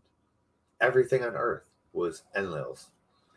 To Ea, the seas and the oceans as his domain were granted. There you go. The seas. Like I said, everything from the sea in was Enlil's. Everything on land, Enlil was in charge. He was God of that. Poseidon, Ea, Enki, right? I forgot his other name he had in the beginning. But he's Poseidon. He was given the oceans, right? You don't think he built motherfucking houses and shit under there? They had sky ships, bro. Sky chambers. You don't think he built a sea chamber? Shit. Lands beyond the bar of the waters by him to be governed. In the Abzu to be the master. With ingenuity the gold to procure. Enlil with the lots was agreeable. The hand of fate he with a bow accepted. Ea's eyes filled with tears of Eridu and the Eden he wished not to be parted. Let Ea forever Eridu as his home retain, Anu to Enlil was saying. Let his being, the first to splash down, forever be remembered. Let Ea as Earth's master be known. Enki, Earth's master, let his title be. Enki's name is Earth's master as Enki, okay? His father's words Enlil with a bow accepted. To his brother he thus said, Enki, Earth's master, your title name shall henceforth be. I, Lord of the Command, shall be known. To the heroes in assembly, Anu, Enki, and Enlil, the decisions announced. The tasks are assigned, success is in the offing. Anu to them was saying, now farewell I can bid you, to Nibiru with quiet heart I can return. Forward toward Anu Alelu stepped, a grave matter has been forgotten, he shouted. So they all draw their lots. They're all like, oh, hell yeah. And Alelu's still standing back there going, all right, cool, but you guys forgot something. You named me as the first dude ever splashed down on Earth. Yeah, that's cool. But what about the mastery of Earth? Excuse me. The mastery of Earth to me was allotted. That was the promise when the gold finds to Nibiru I announced. Nor have I the claim to Nibiru's throne forsaken. By Anu to share with all his sons, it is a grave abomination. Thus did Alelu, Anu, and the decisions challenge. With words to Anu in the beginning, then with anger he spoke up. By a second wrestling, let our dispute be decided. Let us the wrestling do here. Let us do it now. With disdain, Alelu took off his clothing. Likewise did Anu. Let's get naked and wrestle. God, if you saw that today, you'd think that was the gayest fucking thing. You'd be like, you guys are gay as fuck. Why did you just get naked and wrestle? That's fucked up. Likewise did Anu unrobe.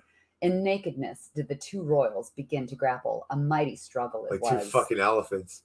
Alelu bent his knee. To the ground Alelu fell. Anu on the chest of Alelu with his foot pressed down. Victory in the wrestling, thereby declaring. By wrestling, the decision was made. I am the king. To Nibiru, Alelu shall not return.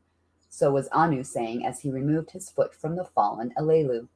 Up as a lightning, Alelu from the ground rose. By the legs and Anu he pulled down. His mouth was wide open. Swiftly, he, the malehood of Anu, bit off. So hold up real quick. Macabre, up there is the link to the channel under Lolana.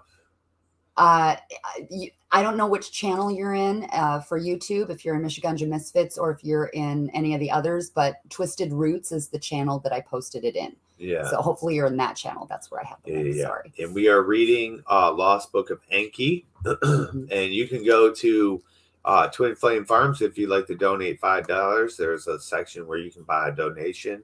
And she said she would pay to hear you read. And we accept donations. That's a pretty cool thing. Thank you. So, yeah. So, in the beginning, you know, Lelu had this big old plan. He was like, "Oh, I'm gonna beam this back to Earth, and I'm gonna save, Nibiru, and I'm gonna save Nibiru, and they got to make me king or at least master of Earth." He was thinking, right? I do these things all the time, never get confirmation of anything, and then nothing happens, right? But that's the thing. They go, "Okay, cool. We'll come and check it out, and if it proves true, we'll see. We'll decide." They never said he was gonna get anything.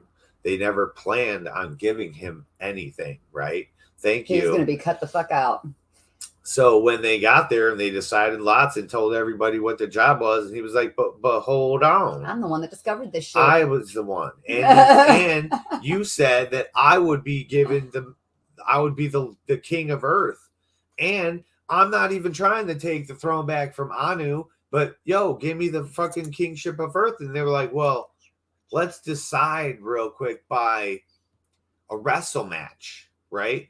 Now, I'll have you know that this dude's been on Earth for at least 7,200 years.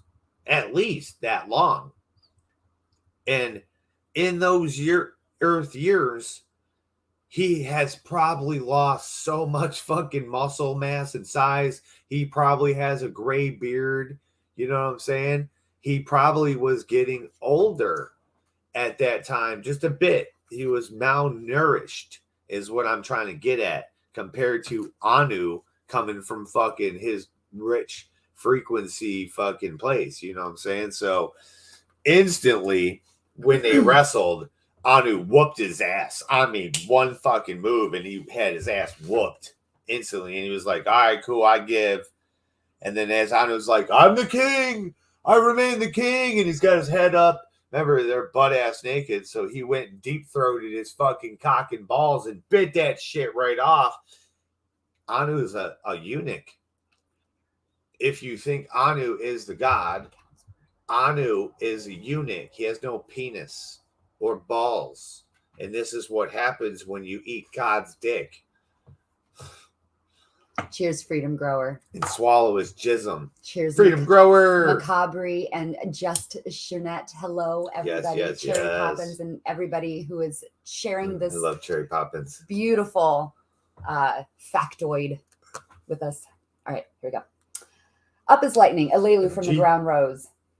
You want to say something? Oh, no. Oh. By the legs, Anu, he pulled down.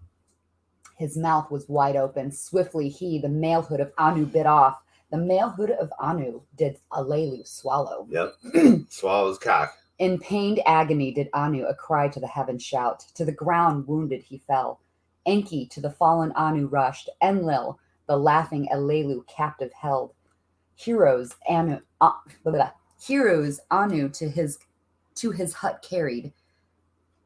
Words of accusation against Alelu he uttered.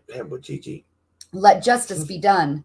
Enlil to his lieutenant shouted, with your beam weapon let Alelu be killed. No, no, Enki fiercely shouted. Justice is within him. In his innards, poison has entered. They took Alelu to a reed hut. His hands and feet as a prisoner they bound. So how the hell did they know that if you eat the fucking cock and balls of another man, your insides would be poisoned? Like, that's some shit, man. They somehow, some way, they knew that their seed was not okay for anywhere but their dick and their womb. They're holy. So you can't swallow that holy seed, man. Now, this is the account of the judging of Alelu and of the happenings thereafter on Earth and on Lamu. Okay, so here, let me just let you know, where I'm already hearing princes, sisters, which would be princesses, marrying the brothers, which are princes. We're hearing kings. We're hearing queens. We're hearing, what was that last part you said? What did I say? I don't know. What did I say? I forgot to. Oh, we're hearing judging. Oh, judges. Okay. They got judges, the 7 who judge, right? Does this sound like God to you? Does this sound like the one true all high mighty God? It sounds nothing like God. This sounds nothing. This sounds like these dudes suffer their wrath of the peers. Their peers. Really though, it's all like an intermingled war between. It's like a family feud. Literally, the king doesn't decide shit. They said, "No, you can't do that. You have to fucking go take him to court."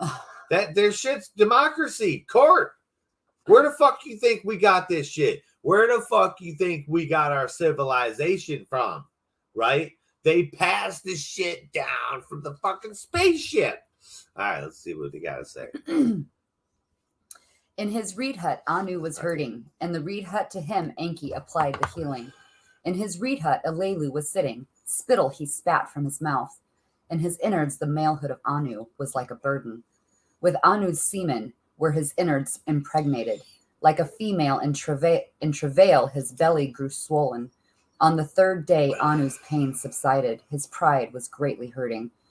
To Nibiru, I wish to return. To his 2 sons did Anu say, beforehand, upon Alelu, there must be a judgment. I wonder if he licked his butt when he bit off his cock and balls. Babe, that's gross. Well, I'm just wondering. I'd marry that dude. Beforehand, upon Alelu, there must be a judgment. A sentence, the crime befitting, must be imposed. By the laws of Nibiru, 7 judges were required, the highest of rank on them to preside. In the square of Eridu, the heroes were assembled, the trial of Alelu to observe. For the 7 who judge, 7 seats were provided. For Anu presiding, the tallest seat was prepared. To his right, Enki was seated. Enlil was seated on Anu's left. On Enki's right, Anzu and Nungal were seated. Abgal and Alalgar to the left of Enlil sat. Before these 7 who judge, Alelu was brought. His hands and feet were untied. So not any original 7 who judge. They No created court, their own. No court trained, no judicial system known. Just picked them out the crowd. They were the highest ranked people of that setting, of the heroes there. Okay. But that's still what they were. Chosen. But picked. still, that was how they chose the 7, the highest ranked. What's your opinion of this situation?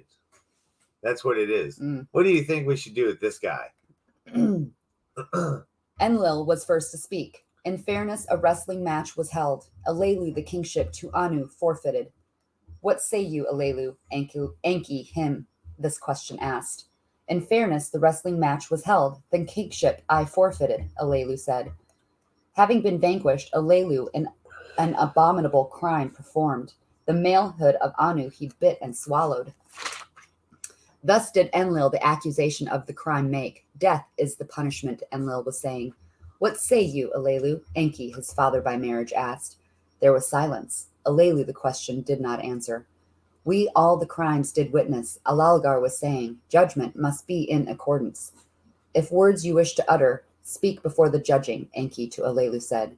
In the silence, Alelu slowly began to speak. On Nibiru I was king. By right of succession I was reigning. Anu was my cupbearer. The princes he aroused, to wrestling he me challenged. For 9 counted circuits I was king on Nibiru. To my seed kingship was belonging. On my throne seat Anu himself sat. To escape death too distant, earth I made a dangerous journey. Salvation for Nibiru I, Alelu, on the alien planet discovered.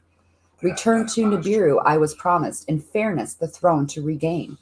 Then to earth came Ea, the one by compromise, the next to reign, Nibiru, he was designated. Then came Enlil, the succession from Anu to himself claiming. Then came Anu, then Anu came, by lots he tricked Ea, Enki, the lord of earth, he was proclaimed. Of earth, not of Nibiru to be the master. Then to Enlil command was granted. Enki to the distant Abzu was delegated. You see his truth? He was the outsider listening to all this shit, and he was like, hold up. You just got fucked out of Earth. You got the ocean and the Abzu, the spot you're mining. This dude's in charge of the whole motherfucking thing, even though you came here.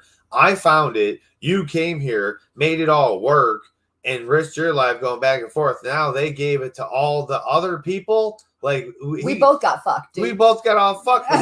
He's the truth bearer, bro. Mm-hmm. He's the truth bearer. And this is what they do, the truth bearers. My heart of all that was aching, my chest from shame and anger was bursting. Then Anu has put upon my chest placed. Upon my aching heart he was treading. In the silence Anu spoke up. By royal seed and law, by fair wrestling did I gain the throne. By malehood you bit off and swallowed my offspring line to discontinue. Enlil spoke up. To the crime the accused admitted, let the judgment come.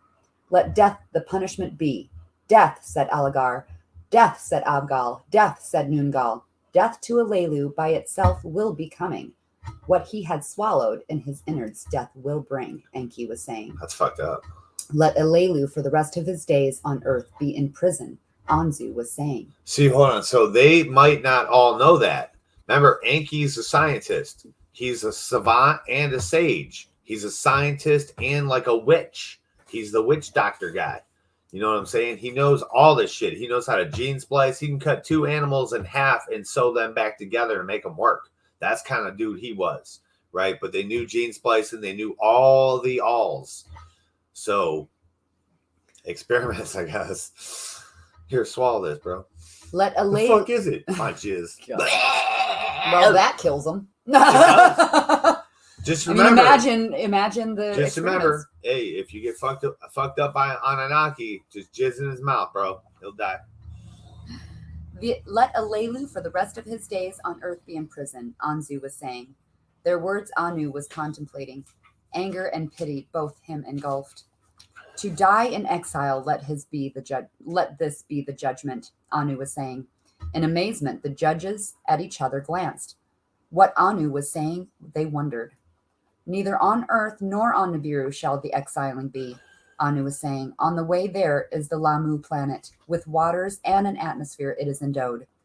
Enki, as Ea thereon made a pause. Of it as a way station have I been thinking. Its net force is less than that of earth, forceful, an advantage and wisdom to be considered. In the celestial chariot Alelu shall be taken. On my departing from earth, he with me shall make the journey. Around the planet Lamu we shall make circuits. To Alelu a sky chamber we shall provide. This is Mars. To the planet Lamu in it he will be descended. Alone on a strange planet and exile he shall be. So they're talking about they're on Earth. They're talking about what they're gonna do with Alelu, the first king that we hear about on the planet Nibiru, a different planet. Okay, we hear about a king that comes to Earth, got his ass whooped, bit off a dick. They're like, hey man, we're gonna put him up on Mars, Lamu, whatever, Lamu, and up on Mars, right? And they're gonna build sky ships. They're gonna build spaceships on Earth to go to Mars. This ain't the first time this shit's been done. This shit's been done a long time ago, man. To the planet Lamu, in it he will be descended. Alone on a strange planet, an exile he shall be. His days to his last day by himself to count. Thus did Anu words of judgment utter, in solemnity where the words intended. By unanimity was this judgment upon Alelu imposed. In the presence of the heroes it was announced. Let Noongal be my pilot to Nibiru, therefrom chariots bearing heroes again to earth to pilot. Let Anzu join for the journey of the descent to Lamu take charge. So did Anu commandments utter. On the morrow departing was readied. All who depart by boats to the chariot were ferried. A place for landings on firm soil you must prepare, Anu to Enlil was saying. How Lamu was a way station to utilize, plans you should be making. Farewells there were, both joy and sorrow. Limping did Anu on the chariot embark. With his hands tied did Alelu the chariot enter. Then to the heavens the chariot soared up, and the royal visit had ended. They around the moon made a circuit. Anu by the sight was enchanted. Toward red-hued Lamu they journeyed. Twice about it they circled. Lower toward the strange planet they came, mountains sky high and tears in the surface they noticed. Where Ea's chariot had once landed, they observed. By a lakeside it was located. So you hear, they're going to Mars. They see mountains sky high. They see huge rips in the, what do they call it? Shoot. Huge, and tears in the surface. Huge tears in the surface, just like we see when we look at Mars today. And they landed by lakes, right? It had shitty atmosphere, but there was atmosphere. That's why they could see mountains sky high, right? Our sky, there aren't mountains sky high here on our planet. They're just mountains in our sky, right? We have miles of sky past our mountains, right? But for Mars, you know, you got this ball and you have mountains all the way to the top of their atmosphere. That's something, a fucking sight right there. That's some shit. Like, that's wild. But there was water, right? So they land.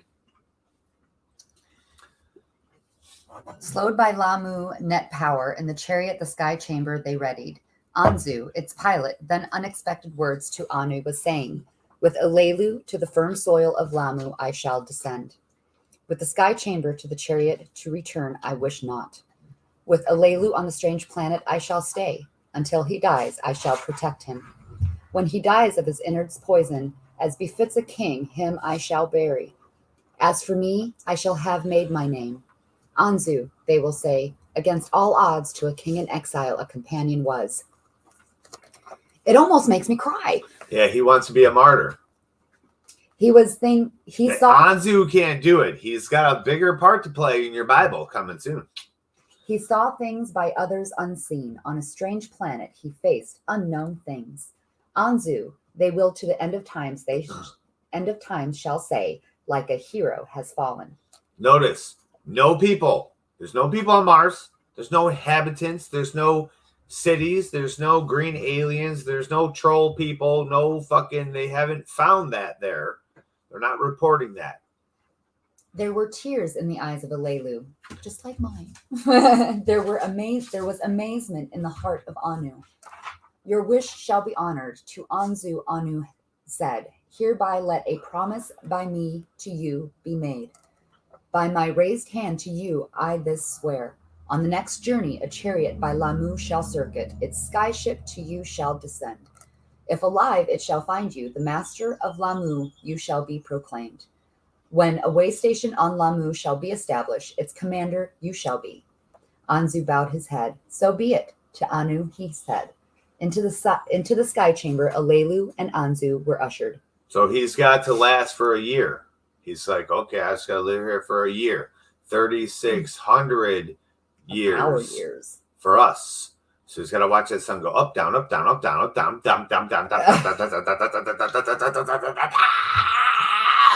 As that planet is slowly failing. You know what I'm saying? There's no trees and shit. They don't say there's trees and shit there. It's just rock and water and a shitty atmosphere. So, with eagles' helmets and fishing suits, they were provided with food and tools they were supplied. From the circling chariot, the skyship departed. From the chariot, its descent was observed. Then, from view, it disappeared, and the chariot to Nibiru continued. For 9 shars was Alelu king on Nibiru. For 8 shars, Iridu, he commanded. And the 9th shar, to die in exile on Lamu, was his fate. Yep. It's almost like, what's that planet they had Luke on? Tatooine? Yeah. It's almost like Mars is like Tatooine. Now this is the account of the return of Anu to Nibiru, and how Alelu on Lamu was buried, how Enlil on Earth the landing place built. On Nibiru there was for Anu a joyous welcome. Of what had happened to the council and the princes Anu gave account. Neither pity nor vengeance from them all he sought. To discuss the tasks ahead he them all instructed. To the assembled a vision great in scope he outlined. Way stations from Nibiru to Earth to establish. All the sun's family in one kingdom to encompass. You hear this? S-U-N, sun. You hear this, right?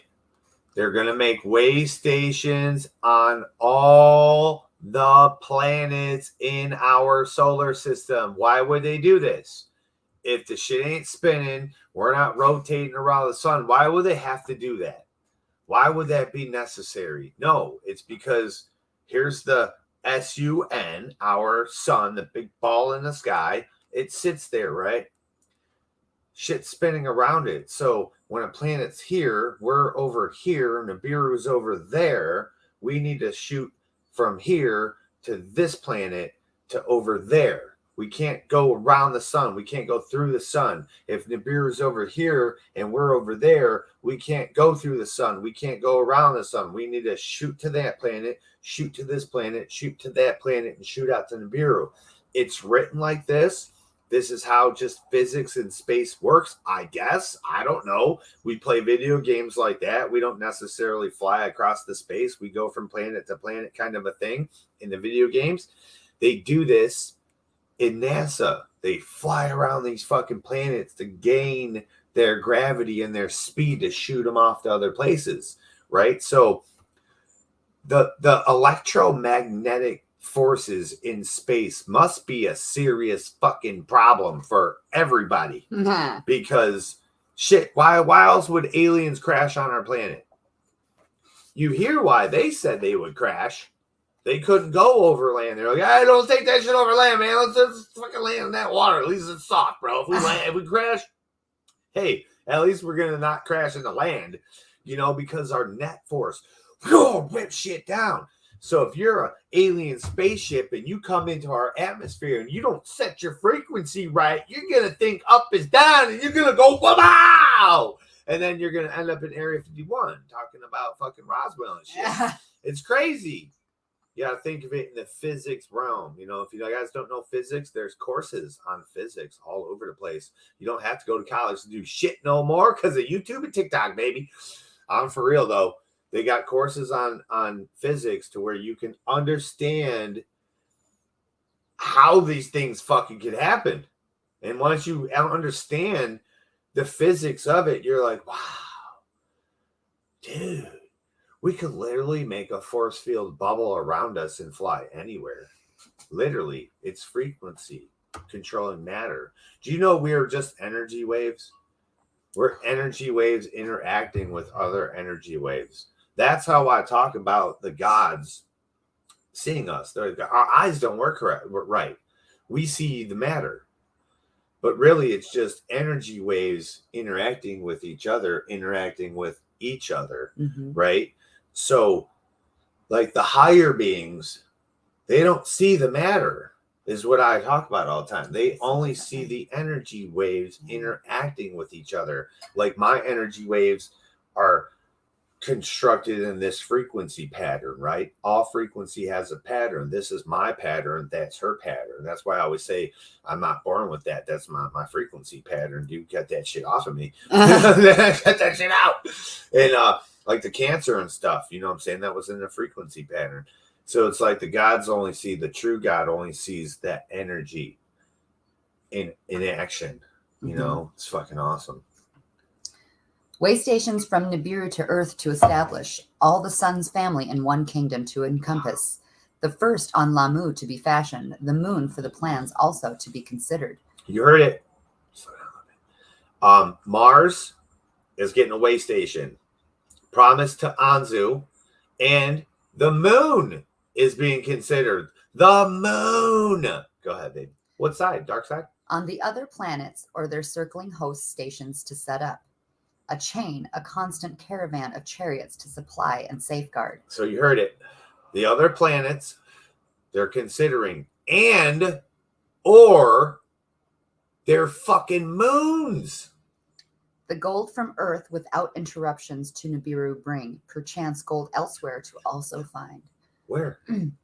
The counselors, the princes, the savants, Anu's plans considered. The salvation of Nibiru in the plans they all a promise saw. Savants and commanders, knowledge of the celestial gods perfected. To chariots and sky ships, a new kind, rocket ships, were added. Rocket ships. Hear that real quick, baby. Now, Only one dude, Alelu, went and asked the savants and sages and shit about the old times and really got into the history of the planets and shit. Everyone knew about the history because they learned it, but they weren't really paying attention to the shit. But as soon as they found gold there, they're like, all right, cool. We need to learn. We need to get these motherfuckers out, get your books out, people, and we need to learn where the fuck this gold might be in the other parts of the world or other parts of the other solar systems that are out there, right? And then they discover they have to create a new type of ship. A rocket ship. You hear? They didn't have rocket ships, people. They had frequency ships that they put water, fucking H2O2 or H2O. They put it on crystals and they fucking fired up these crystals with frequency some fucking kind of way. And they flew their ships through sky ships. Space. Through fucking space, bro. They flew these fucking ships by putting water on fucking rocks, right? But on planets, okay, they talked about how hard it was to get the fuck off our planet and other planets. They had real trouble landing, real trouble taking off. They didn't want these problems. So on the planets, they had to discover and create different types of propulsions. So they made rocket ships for the first time ever. Ancient fucking history. We're talking 1 million fucking years ago. Rocket ships on our planet, dude. What were they powered by? To chariots and sky ships, a new kind, rocket ships, were added. Heroes for the tasks were selected. For the tasks, there was much learning. The plans to Enki and Enlil were beamed over. Preparations on Earth to hurry, they were told. On Earth, of what had happened and what to be done is required, there was much discussion. Enki, Elalgar, to be of Eridu, the overseer, appointed. His own steps to the Abzu he directed. Where to obtain gold from Earth's bowels he then determined. What heroes to the task are needed he calculated. What tools were required he contemplated. An earth splitter with cleverness Enki designed. On Nibiru, that it be fashioned he requested. An earth splitter. Like we gotta imagine what these things might be, you know. I wish I could get my Google up right now and just put earth splitter and see what the fuck comes up. Because literally, like we play this one game and I show her that this one thing I get on and I'm like, look at how big this is. And this, we level little hills with this thing. Like the Anunnaki, imagine an Anunnaki-sized one, and they leveled mountains and took all those minerals straight out of those fucking mountains. You know what I'm saying? Because we all know the gold comes from the top of the mountains and comes down the rivers and shit. Some people go and mine them. You know what I'm saying? But they went and leveled the whole fucking top of those mountains down to nothing, to where now a lot of them look like tree stumps. Some of those are really mountains that they fucking leveled down. You can see the tracks on top of them of what they've done. You know, so these tools that he's making here are more than likely used today in modern day mining, because there's this one that's this huge fucking like grinder saw that just rotates and grinds shit out, dude. Eats the fucking earth. Go ahead, please. Therewith in the earth to make a gash, its innards reach by way of tunnels. That which crunches and that which crushes he also designed on Nibiru for the Abzu to be fashioned. Of other matters Nibiru's savants he to contemplate asked. Of matters of health and well-being of heroes the needs he listed. To the heroes Earth's quick circuits were upsetting. Earth's quick day and night cycles dizziness were causing. The atmosphere, though good, was in some things lacking, in others too abundant. Of the sameness of the food, the heroes were complaining. Enlil, the commander, by the heat of the sun on earth was afflicted. For coolness and shade he was longing. While in the Abzu, Enki preparations was making. Enlil in his skyship the extent of the Eden was surveying. Of mountains and rivers he took account. Of valleys and plains the measures he took. Where a landing place to establish, a place for the rocket ships he was seeking. Enlil, by the heat of the sun afflicted, for a place of coolness and shade was searching. To snow-covered mountains on the Eden's north side he took a liking. The tallest trees he ever saw grew there in a cedar forest. There above a mountain valley with power beams the surface he flattened. So that is modern day Lebanon, right? So there's a place called the Temple of Baal. We can look it up. If I had the things up, I could pull it up, and we'll do that one day and research these locations and see where they're at.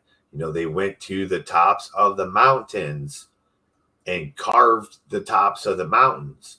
So when we're looking, you're thinking, well, yeah, but there was a flood. Well, guess what?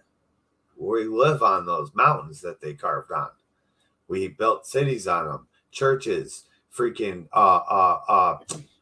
in Canada, it's a library on the top of their mound. I couldn't find it because I was looking at their Capitol buildings, but it's not their Capitol buildings, it's their library. Their library is stupid fucking huge. It's on this huge platform. Yes. So around the world, you can see it, like the Temple Mount, same thing. They say that's where God landed. No, that's where a rocket ship landed. Duh, they built rocket ships for gold mining.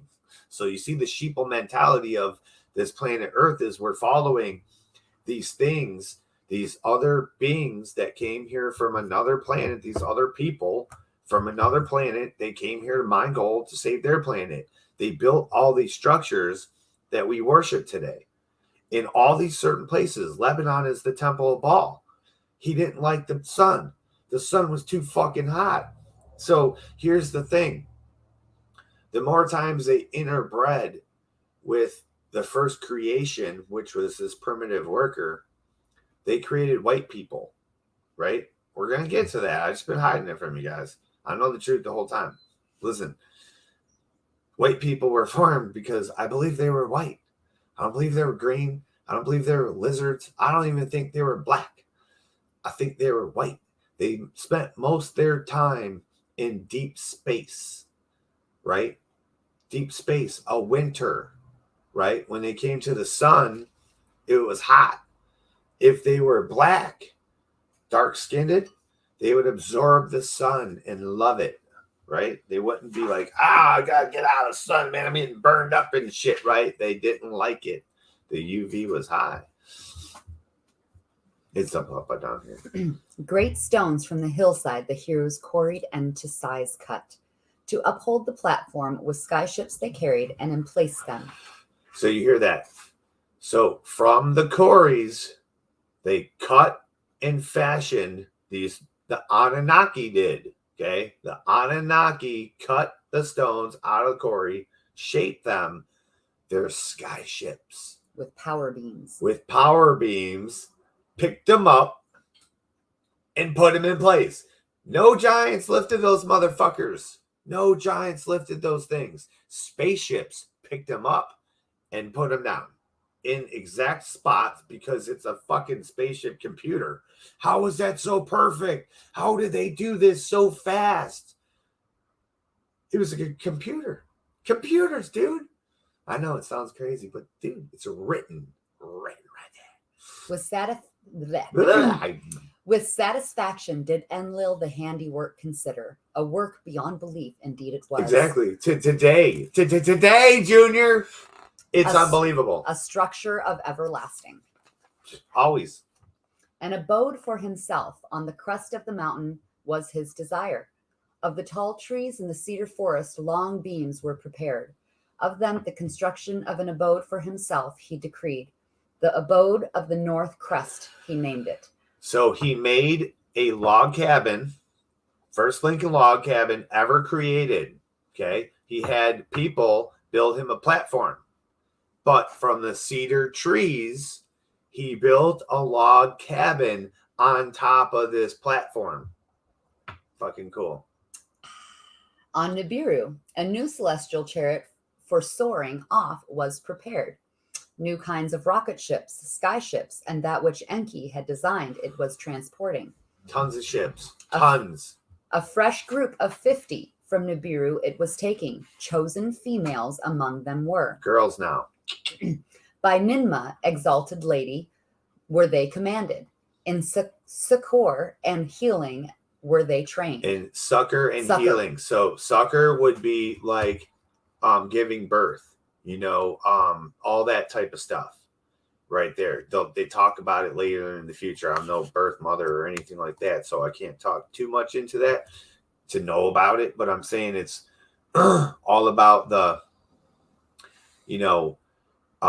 giving birth and taking care of a child and taking care of the mother afterwards and making sure that baby gets healthy and stuff. So, and the healing, of course, is healing, root cutting.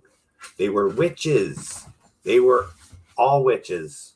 And you're going to find out when you say, no, man, they weren't witches. God wasn't a witch. Bro, these people were witches. When you say, what's a witch? And you start saying the things that you think a witch is, you're going to hear exactly where it came from and what they did. They didn't have no pharmaceuticals. They flew in spaceships. They didn't take pills. They ate herbs. They made tinctures. They ate weed. By Ninma, exalted lady, were they commanded. In succor and healing they were trained. Ninma, exalted lady, a daughter of Anu she was, a half-sister, not a full sister of Enki and Enlil she was. Okay, so very important, right? She's a daughter of Anu and a half-sister of who? Enki and Enlil. Enki and Enlil. But she's not their wife, okay? She's not Enlil's wife, right? So she's a super, super important person for all kinds of different reasons because she's the master of the sucker healing. She's their sister, half-sister. And soon you're going to find out so much more about this chick. In succor and healing she was greatly learned. In the treating of ailments she excelled. To the complaints from earth she gave much attention. A healing was she preparing. The course of prior chariots on tablets of destinies recorded, Noongal its pilot did follow. Unharmed it reached the celestial god Lamu. It circled the planet, slowly to its surface it descended. A faint beaming, a group of heroes followed. Ninma was going with them. Beside a lakeshore Anzu they found. From his helmet the signals were beaming. Anzu himself was without motion. Prostrate he lay dead. Ninma touched his face. To his heart she gave attention. From her pouch she took out the pulsar.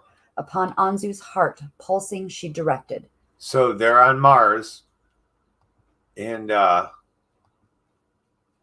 on fast again, baby. You just go like it's meetings, nothing. Is this all on?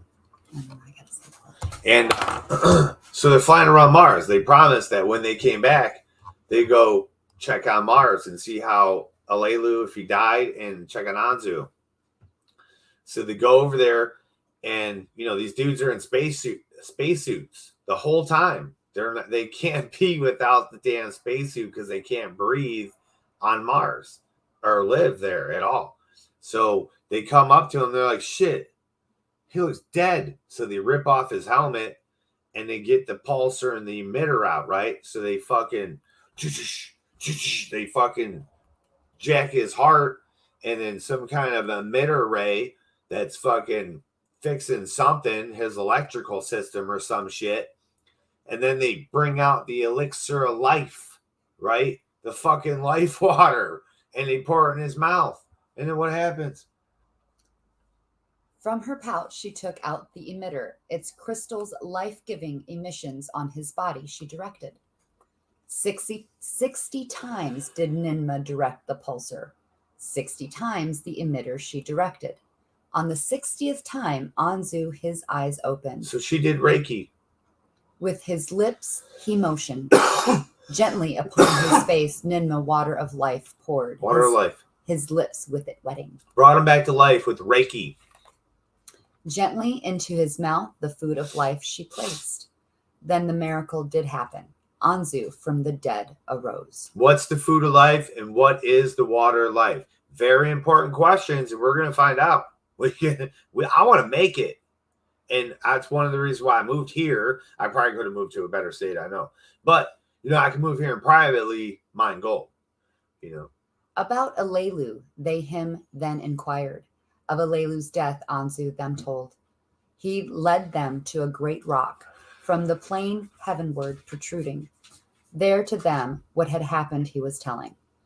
Alelu, soon after the landing, from unremitting pain to scream began. From his mouth his innards he was spitting. In agony he peered over the wall.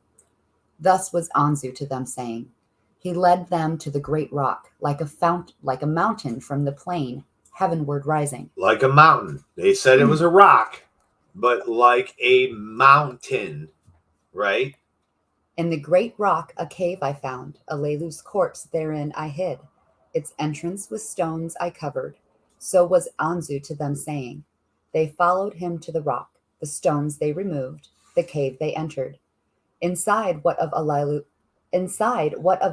remained they found. Who was once on Nibiru a king, was a pile of bones, and was in a cave now lying. So see, 1 year, 3,600. It took that long for them to come back. He was a pile of bones on this planet. If he was on their planet, he would barely be decayed. He's 1 year dead. On Mars, with shitty atmosphere +2, he was a pile of bones. So on Mars, in that cave, on that mountain that is shaped like a damn face, there's a fucking giant from Nibiru buried in that cave. When they go to Mars as a human and they document it, if they don't go find that cave and dig that dude out, they're stupid. For real. It's written right here. For the first time in our annals, a king, not on Nibiru has died. Not on Nibiru was he buried. So did Ninmah say, let him in peace for eternity rest, she was saying. They, the cave's entrance again with stones covered. Like, if they go find that, that's all the proof anyone ever needs. You know, the things on our planet, you might be able to say this or say that, say whatever you want, but that's written there. If we were to go on Mars, find this cave, and you're going to find out there's another one buried there. They bury another dude in there too later. But if we were to go there and find that, that would be complete proof that this is the truth and everything stemmed from it, and everything that comes forth in the end here. You're going to see the witchcraft, the spell that was put on mankind in the end days so that we worshipped and followed a deity. We never were supposed to do that. Never. The image of Alelu upon the rock mountain with beams they carved. They showed him wearing an eagle's helmet. His face they made uncovered. Let the image of Alelu forever gaze toward Nibiru that he ruled, toward the earth whose gold he discovered.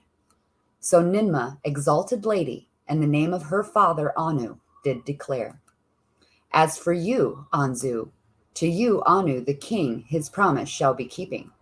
20 heroes with you here shall remain, the way stations building to begin. Rocket ships from Earth, the golden ores shall here deliver. Celestial chariots from here, the gold on Nibiru, shall then transport. Hundreds of heroes their abode on Lamu shall make. You, Anzu, shall be their commander. So they're going to make houses, their abode. That means you're going to make your house, your home, Mars. Okay. Now, what their buildings look like on Nibiru?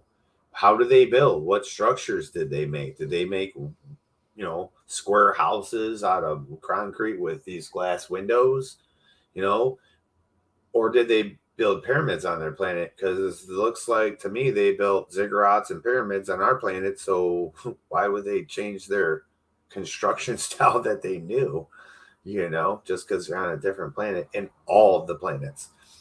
So they started making buildings, pyramids on Mars, and we can see that.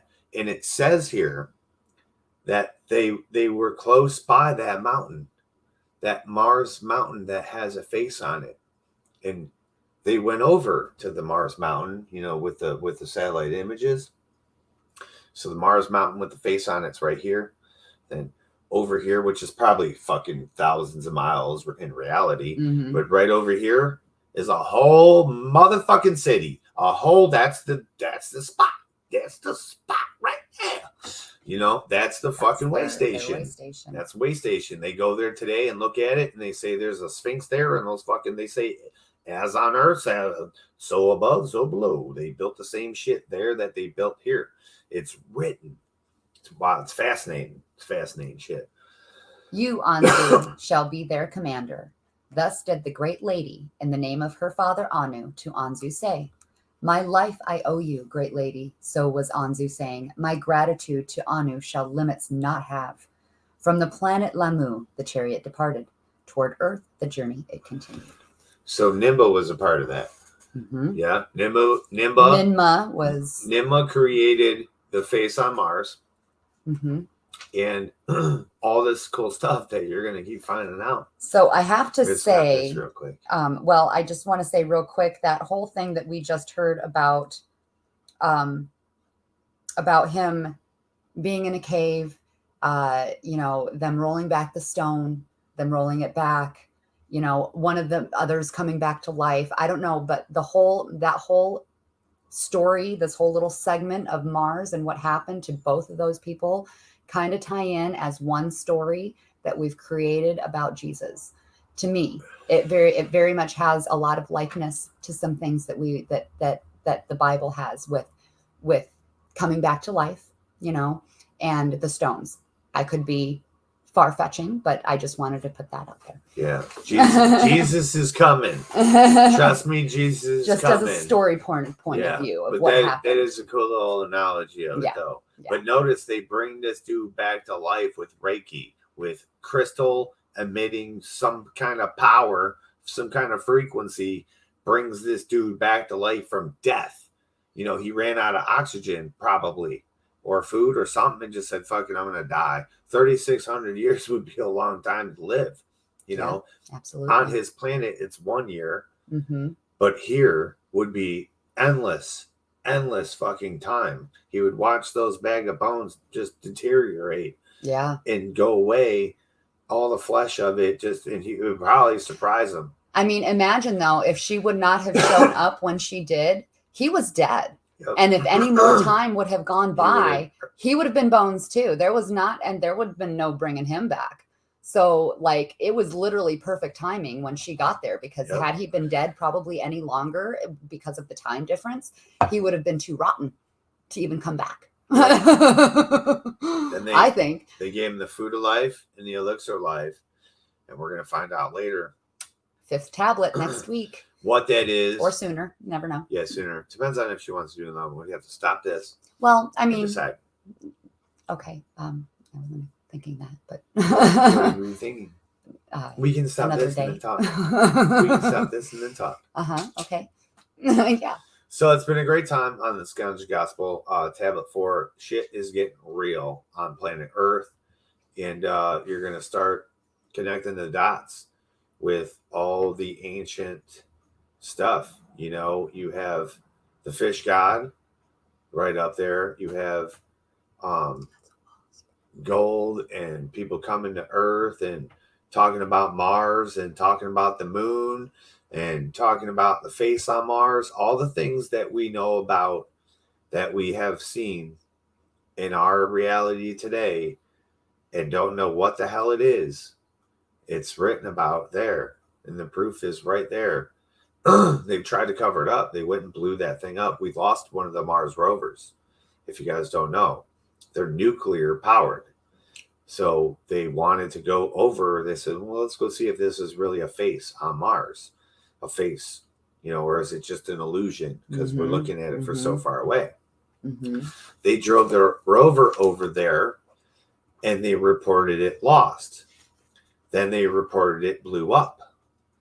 And then they took more satellite pictures of the mountain on Mars from all different angles and different this and elevations. And the whole side of it was fucking destroyed.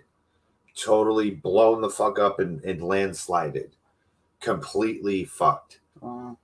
So they went over there and blew that bitch up and said, fuck you. That's not what you think it is. It's very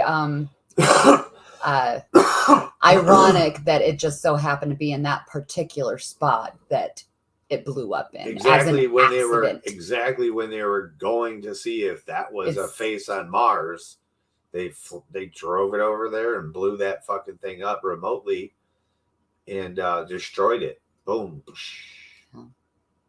It's pretty terrible. Absolutely. Let me go ahead and I'm going to redo this so that we're making sure that it's nice and fresh. Oh yeah. Because sometimes it gets funny. Oh, there. Yeah. Yeah, it is pretty terrible though. Okay. But the truth is bigger than your reality, though. You'll see it in upcoming tablets. You know, they're going to be on the moon. And, you know, you can go on the dark side of the moon. They say there's a dark side of the moon, but there really ever isn't a dark side of the moon. There's just a side that you can't see. Because right now there's a half moon. So I see a dark side. There's a dark side there, right? So guess what? We only see a half moon. Guess where the other part of that light is? On the other side that we can't see. So there never really is a dark, just like we have a full moon and then we have a no moon. When we have a no moon, the other side of the moon is fully bright. Think about it. Just think about it. You know, when we have a half moon, the other side is bright. Then it goes around and then comes back around. It goes around and comes back around. It goes around and comes back around because we spin. You know what I mean? It's pretty wild. So happy Flat Earth Day. And oh, goodness. We'll see you guys next time on the Ganja Gospel. Next time. Absolutely. Yeah. Thank you, everybody, for joining us wherever it is that you joined us on the network, on TwizTD RootZ, on MichiganjA MisfiTZ, the Dorkening, Still Toking with, Hellfire Radio, Greenhaven Media, so on and so forth. There's so many. We and love all of you. We love all of you and show them all love by clicking on their link in the description below and giving them a like and a follow. All right, everybody. Canon dorks, weed nerds, and ancient alien lovers. Yeah, baby. Stay Peace frosty. out. Until the next tablet. Yes. Hit us up, thirdeyestrange@gmail.com or tunedflamefarms.com. Check out all our products and hurry up and buy. Hurry up and bye. Hurry up and buy. Peace out. Peace out.